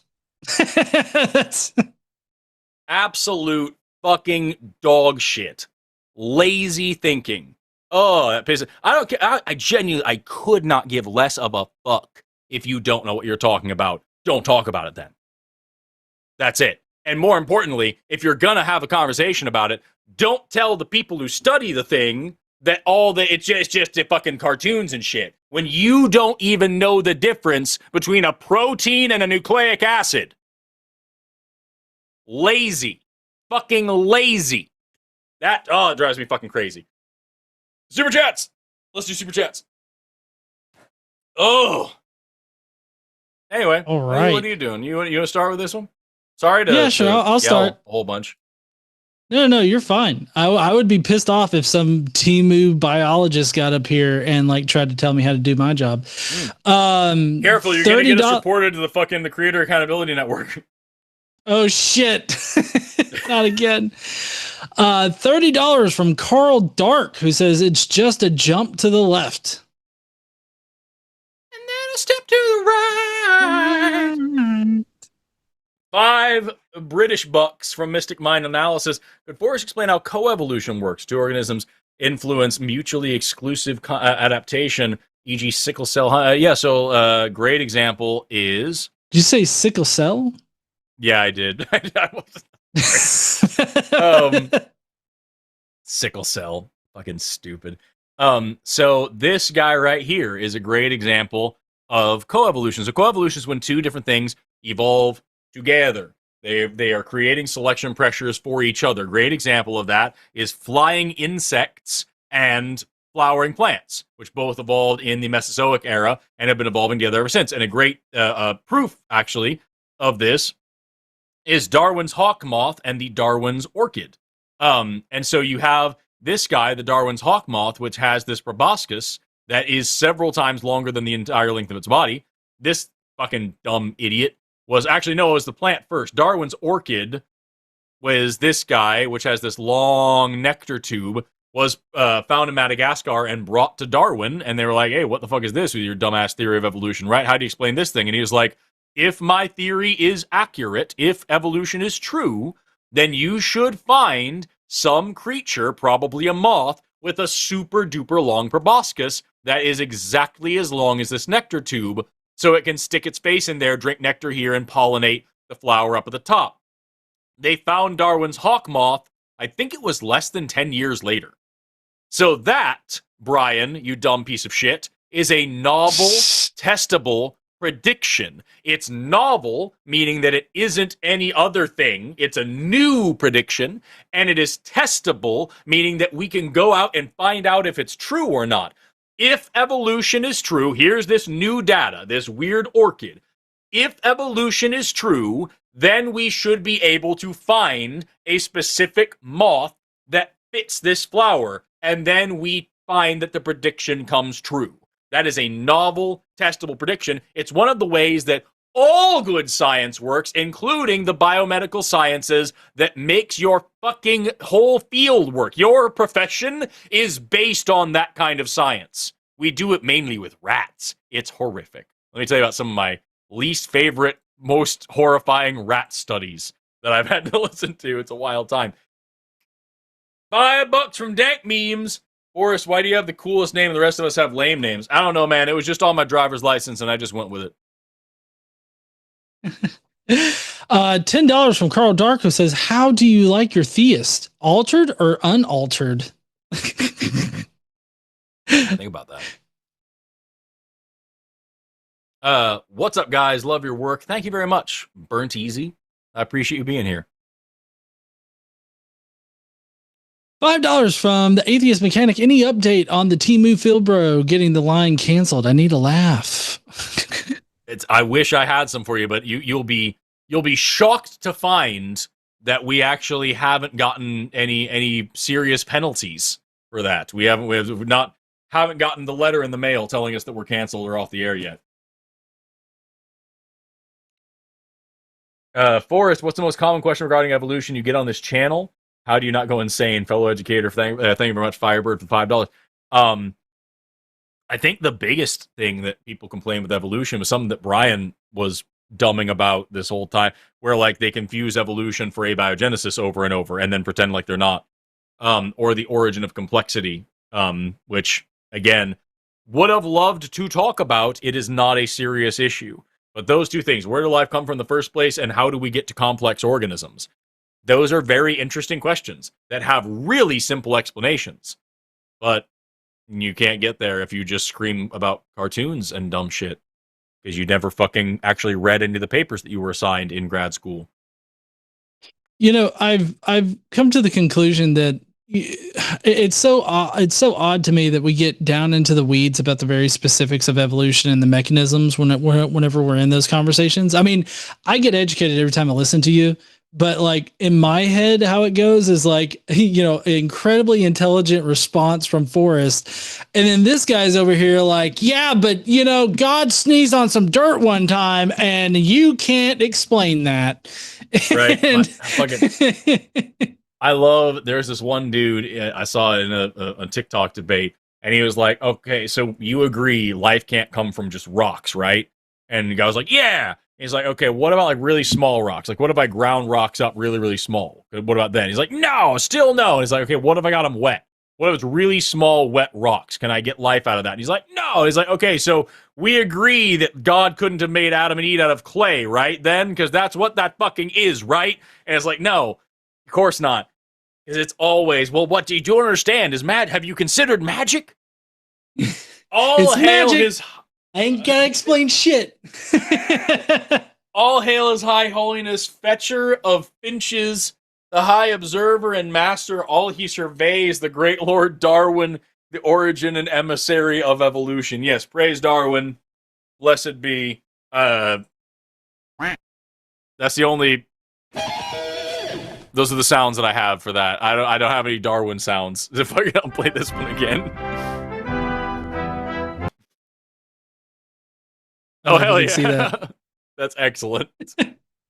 It's a candle when I do my Darwinisms. Man. $4.99, Lena Langton, who says, "Hey, Forrest, I looked into Pell Grants per some advice you gave me on another show, but sadly, I make too much. It all goes to debt right now. Someday, though." Yeah. So when I was going through college, and like my mom quit paying for some of my stuff, and to make the gap between then and my co-op thing that I had lined up, I actually had to take, what was it? Was it the subsidized ones that don't gain interest? Whichever ones that didn't gain interest, those were the ones I took out. Yeah. Yep. It's not a great deal, but it's better than unsubsidized, which is better than nothing. So like, right. I would definitely not do the unsubsidized if you can, because that's just going to fuck you up debt wise. The subsidized ones. Yeah. The subsidized ones at least gives you some time to like get a job to where you can pay for shit and everything. So that's how I saw it, at least. There's also scholarships, but at this time of the year, it's probably getting too late to apply for scholarships for the fall right now. But yeah, I've been looking into those also. Yeah. Billy Sipes sent $100. Good gravy. Thank you so much. I enjoy you both a lot. Just here to support the channel. I have once again reached my daily limit according to YouTube, or it would have been more. Well, thank you very much. I'll expect another donation tomorrow then. I mean, can you imagine? It's like YouTube's been like, hold up. We don't need any more of your money. You just keep it. Please quit supporting these assholes specifically. Yeah. $5 from Little Eepy Girl, who says, "Forrest, if you ever do that Gen Alpha slang again, I will take your plushies that are on the shelf." Now look, I can't help it that I'm fucking Lokercuinly killing it in here. That's a word, by the way. That's a fun one. Lokercuinly. So there's low key, meaning like, you know, it's just chill on the down, you know what I mean? And then there's genuinely, and then that became there was a portmanteau of that, of Lokenuinely, that was a thing. And now Charlie Kirk has become such a meme of just stupid bullshit that Lokercuinly is a new Gen Z word or Gen Alpha word to mean, like, really. It's just so fucking silly. I heard a conversation from an old coworker about the world would be so much better if we could use 100% of our brains. I had to leave that alone. Yeah, that's not true, y'all. We do use 100% of our brains, except for Brian. But like the rest of us use 100% of our brains all the time. $10 from Jimmy R. Page, who says, "Atheist Jew here." Oh, okay. Whether God is good, Omni, Max, etc. is actually hotly debated in Judaism. Some Jews even argue he's evil. My old rabbi said God isn't all-knowing. It's not like Christianity. Yeah. Jews are fun. They're fun folk. Yeah. $5 from the Atheist Connect. Forrest, I'm super excited to meet you at NanoCon and Rocket City Reason. I'm not going to either of those. Yes, I am. I have some Pokemon stuff to give you. That's very kind of you. You don't have to give me anything, though. Also hope to see you as well, John. Hell yeah. I will definitely be at both of those.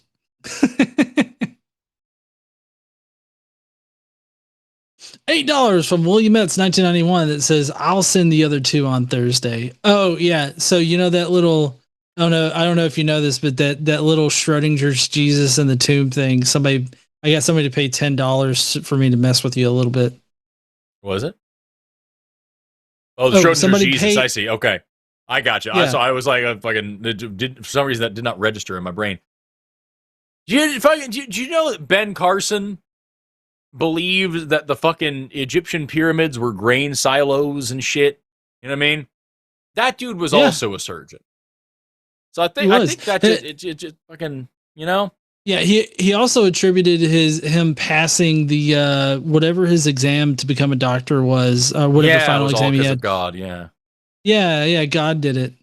Just teabagged that information around to his brain. You were studying. $10 from Random Bifurcation for William DeJohn, aka the Godless Engineer. Hell yeah. Oh yeah, that was the $10. I was gonna say he's not getting all that. I'm taking some of that. $49.99 from Infidel. 3476. These two may not know a lot about science and stuff, but have they tried looking at the trees? How dare you? I have looked at the trees, and yeah. $5 from Lena Langton. This fucking person says, Brian keeps saying he understands things. I don't think he understands what he says he understands. He does not. Literally forgot what nucleic acids were, and then called proteins the same thing, and then also he didn't understand that cells and animals were organisms, and that not all cells are organisms. And he kept talking about cell theory, and he didn't know what cell theory was. He only knew one of the 3 parts of cell theory and didn't know what it meant. And that was the start of the call. And then the rest of the call, he thought that cells had uteri. What the fuck? Right. And also, I just want to point out that, like, he got really hung up on me. And, like, I guess I get it. Forrest is here tonight, and everybody was concerned about evolution. They're like, fuck the engineer. But, I mean, you know, I feel like the Gandalf, this is Jamnik here, $4.99 GE. Gandalf had a staff, not a wand. Nerd card revoked. I know he had a wand, okay? The guy was talking about shit spontaneously evolving out of nothing without seeing the irony of the fact that his god does that with magical words. And so, like, that's what I was trying to encapsulate. Sorry, I got the wand staff thing. Staffs are really just giant wands when you think about it. I was going to say, what is the difference besides one of them is compensating and the other one is not? You know what I mean? Like, it's not. No, would you, if you had to pick, would you be a staff guy or a wand guy? If you had to use one for I've got like 3 wands here that Jimmy made me. Hell yeah. I feel so like I like how compact and carryable and maneuverable the wand is, but I don't. You know what I mean? I want the staff. I want the whole thing with it. You know what I mean? I want the staffs feel authoritative. Something about it is just like you're putting your foot down. Yeah, exactly. Yeah, a staff has some gravitas, and a wand, it's like kind of like a little silly little. You're flicking things at people. You know what I mean? I don't know. I've got a staff and a wand around here somewhere. We can talk about it more because that's what people want to see. $4.99 from Fancy Wire. Brian equating scientific model to cartoons. This sucks so bad. The thing is, he's talking about diagrams. He has seen diagrams in textbooks, and he thought that was all we had. The motherfucker thought that the diagram was the evidence. I should have asked him what diagrams do, but he didn't know what the scientific method was, or what a Hobbes observation was, or what a novel testable prediction was, or what falsifiability was. So, like, why would I expect him to know what a diagram is? He's only a surgeon. Fucking idiot. $5 from Captain Alexia. You've seen cartoons for evolution? Yeah, well, I've seen VeggieTales, so that makes them a theologian right there. Precisely. Anybody that's seen VeggieTales is definitely an apologist at that point. Like, you could totally write a book. It's not VeggieTales, though, is what bothers me about it, because the definition of you've heard the argument that a tomato is a fruit, right? Yeah. Yeah. Well, they fucking are. Hold on. Let me just pull up VeggieTales characters and just get a list of them. Okay. So here's what you got to know. Okay. Tomatoes are a fucking fruit, right? Because they grow out of a flower into an ovary. They are a fruit, right? They also have multiple internal seeds, which means, strictly technically speaking, if they had a single internal seed, like a peach, they would be what's called a drupe. But because they have multiple internal seeds, they are what's called a berry. So strictly speaking, tomatoes are berries. So are apples, right? Those are berries, strictly speaking. Okay, just purely scientifically here. What do we got? We got fucking Bob the tomato isn't a goddamn vegetable. He's a berry. Larry the cucumber, guess what cucumbers are? They're called peppos. They're berries. They're a type of gourd. Fucking asparagus, junior asparagus. That's a vegetable. That's not a berry. Petunia rhubarb, that's not a berry. Laura carrot, that's not a berry. Mr. Lunt is a gourd. That's a berry. Madam Blueberry, that's a fucking fruit. Berry. Pa grape, that's a fucking fruit. Jimmy and Jerry are gourds, those are berries. We got Mrs. Nesser is a zucchini. That's a berry. Or Mr. Nesser is a zucchini. That's a berry. Wait, hold on. Are blueberries not berries? Strictly speaking, yeah, they are berries. They're a different kind of thing. I think they are the true berry as opposed to the strictly speaking berries, whatever. Okay, sorry. Like, yeah, you were calling you were throwing out berry and fruit, and it's like there's a difference there, and I just didn't know. yeah. It's different because strawberries aren't. So yes, blueberries are. I'm making sure they have the seeds and everything. Yes, so blueberries are true botanical berries. Strawberries are not, but strawberries are aggregate fruits. So each one of the individual, when you see it looks like seeds all over the outside. Each one of those is a fruit. The rest of it is like, I believe it's just like fucking part of the ovary. The rest of the red stuff of the strawberry, that's not actually berry at all. The actual fruits are just the little seeds that are called achenes. And then you have a multiple, that's called an aggregate fruit. It's because it's lots of different flowers that grow together. A multiple fruit is where you have individual flowers that also grow together, but in a different way. Pineapples, every one of those hexagons around a pineapple is a different individual flower. Every flower makes fruits, first of all. Not all fruits are fruits you want to eat. But like, all those flowers of a pineapple grow together to make fruit that then get squished together into a single solid mass. That's a multiple fruit. An aggregate fruit is where you have the individual fruits contained in whatever other fucking plant matter like a strawberry is. French peas! Those, I guess, technically, those are also fruits. Those are not. So you've got a couple of asparagus and some rhubarb in here is what I'm saying. Most of these characters are fruits, and most of them are berries. This is goddamn fruit tales.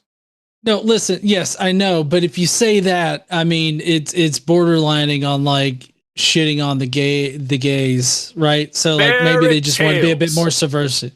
Berry tales. Berry tales. That's what it is. There's a whole bunch of green onions here towards the end of this list. There's a caterpillar with an Indian accent. What? His name's Khalil. Somebody should make fruity tales and it just be all vegetables. It should be vegetables teaching you why God loves you even though you're gay as hell. $5 Canadian from Where Is Waldo? I love that T-Rex and hummingbirds are both theropods. That's just fun to think about. Yeah. Non-avian dinosaurs. $5 from a Buddhist and a Jew. All in one. They made a Jesus video game, so clearly he's a fictional character. I played the demo of that, and it was boring as fuck. There was this one part, though, you go to hell, and you got to fight off a bright light of Satan with your, like, electric hands. I don't know what the fuck that was, but it happened. I'm into it. $5 from Lena Langton. Thing is, once I'm debt-free, I could probably pay for 4 years out of 4 years out of a year of savings. Thank you, though. I'm not giving up on education. I hope you don't. You deserve it. You deserve the time. You're worth the time and the effort and the money it takes to achieve your dreams. So hell yeah. $5 from Jiska87, who says, give Brian some credit. I think he meant he got his medical degree from Hasbro when he played Operation that one time. I can just totally see Brian being like, listen, I played Operation in the 3rd grade, okay? I know how to do an appendicitis or appendectomy. Sorry, fuck me. Appendectomy. I know how to take out your pancreas. Mm-hmm. $20 from Elizabeth Chris. I'm lazy, so I prefer a staff because easier walking.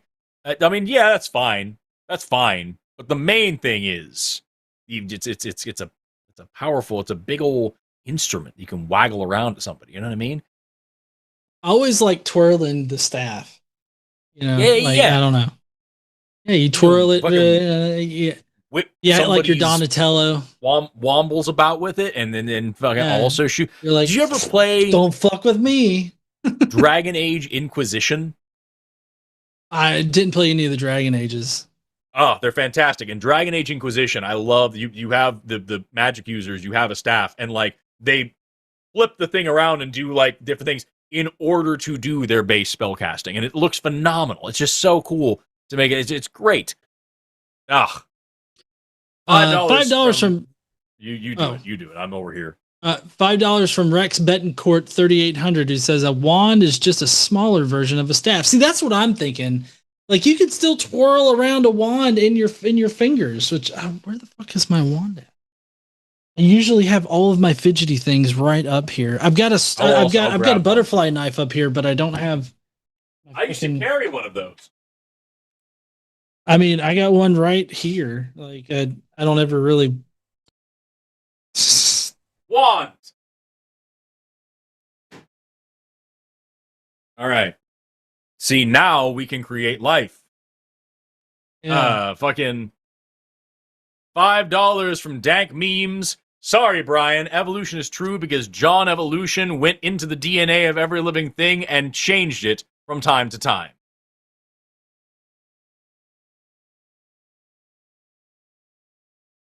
Well, at least you got your wand. It's too thick to sit on my. Got it.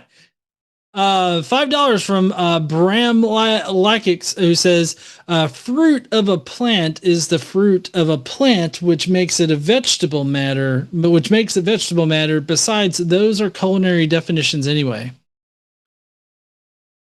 Nuh-uh, is what I'm saying to you.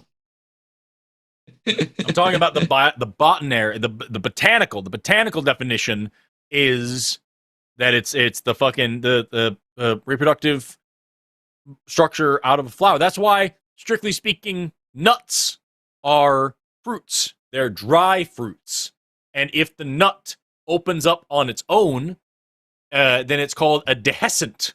It's called a dry dehiscent fruit, and if it doesn't open up on its own, it's called indehiscent. So you have dry, indehiscent fruits like Brazil nuts and pecans and stuff. Dry, indehiscent fruits, as opposed to any non-reproductive structure like leaves and stems. That's what makes it a vegetable. And the culinary definitions are all just for tax reasons anyway. It's all horseshit. $5 from Captain Alexia. Another $5 for making me laugh so hard at work. Also agreed that cartoon was bad. Grew up in a Christian family. What can you do? Igloos. I'm guessing that's what. You know, I feel like VeggieTales is to Forrest as Guy Fieri is to me. Does Guy Fieri just infuriate you? It should. Yeah. He's terrible. No, look, he's a terrible person. Look, look, he just gets in a fucking convertible, he drives around, he eats things, and he goes, oh, this took me to Flavortown. And it's like, I can do that. Pay me money to drive around, scream Flavortown at the top of my lungs, and eat fucking, food. Like, I would do that. What bothers me is that every single one of his shows has the intro is the same cadence. Like I think it was on the Game Grumps they were talking about. There's like fucking turn on any Guy Fieri show ever. It's like, I'm Guy Fieri, and today I'm headed to blah, where the blending is blah and the blending is blah, and we're gonna be going to the blah all the way to blah this week on blah, and that's every fucking show. That's every fucking show. It's oh. You see how fucking red my face got? I was putting so much strain into that. It's awful. I know. I totally agree with that. $5 from Lena Langton says Brian probably thinks every cell has a uterus. Lol. I mean, that's what it seemed like. He jumps from one cell to uterus like really quick. Three times. There's one cell. Yeah, 3 times. There's one cell, and then there's multiple cells, and then boom, you got a uterus. Like, what the fuck? I can't, dude. I have to believe he was trolling. There's no way anybody is that big of an asshole. 10 Canadian dollars. From Offensia. Honest question. I've been a vocal activist for 15 years and been struggling to continue in this climate and to see the good in people. Any tips? I'm considering quitting to help with my mental health. That's a good question. I would say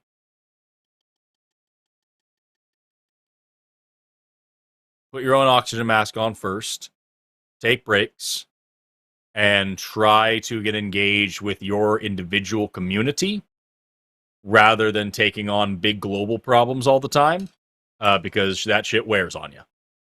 And that might be a good way to see progress on a local level that gives you some hope and also builds that familiarity with your community and doesn't cause you to go fucking insane. That's my advice. What do you think, John? Yeah, I think that taking regular breaks is a good idea, and if you need that, definitely do it. I know I need regular breaks on occasion. I've learned to manage those, like, I guess, in place, as far as so that, like, I can still keep up with everything, and but definitely take care of your own mental health first. That's first and foremost, and then I feel like the things are going to be shitty even after you get back from it. So, like, right. Take care of yourself first. I'm also going to put, there's only fucking, like, there's less than 1,000 people still tuning in, but, like, somebody said I love that Forrest is a Game Grumps fan. I am.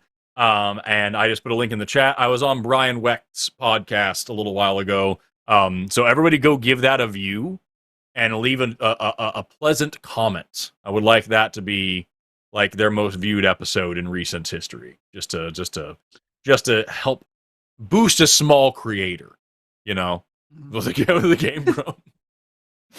$20 from Terry. Go say something nice, and tell Brian to come join me on SkepTalk. He doesn't want to, but but I think it'd be fun to harass him with it just a little bit. Don't be mean.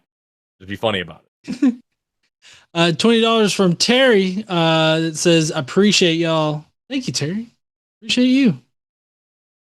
Thanks for tuning in, Terry. Thanks for tearing in, Toonie. $5 from Joey Smith Jr. On one hand, I doubt a surgeon could get bio so wrong. On the other hand, only a surgeon could have the God complex needed to think he's fixed all science. That's a good point. I do want to point out that Kent Hovind was a science teacher, right? I believe he was a science teacher once, or at least he touts being a science teacher. I could be wrong about this. If I remember correctly, allegedly, he was a science teacher at, like, a private Christian school and doesn't have any actual real science training. I think. Let me see if I can double check on that really quick. I mean, that sounds accurate right there. If I remember correctly, didn't he get his doctorate from, like, a paper mill or something like that? Yeah, he got it from a diploma mill called Patriot University, where you pay some money and they give you a doctorate, whatever. He literally submitted, he did a lecture on why evolution isn't true, and they were like, hey, if you write that out, we'll give you a doctorate. And so literally his PhD dissertation starts with, hello, my name is Kent Hovind, and it includes no citations. It's just, he just wrote some shit out. He was an assistant pastor and teacher at 3 private Baptist schools, including one that he founded. Then he started his Dr. Dino site and began producing articles and selling videotapes. Then he did speaking engagements at private schools and churches. Then, let's see here, where is this?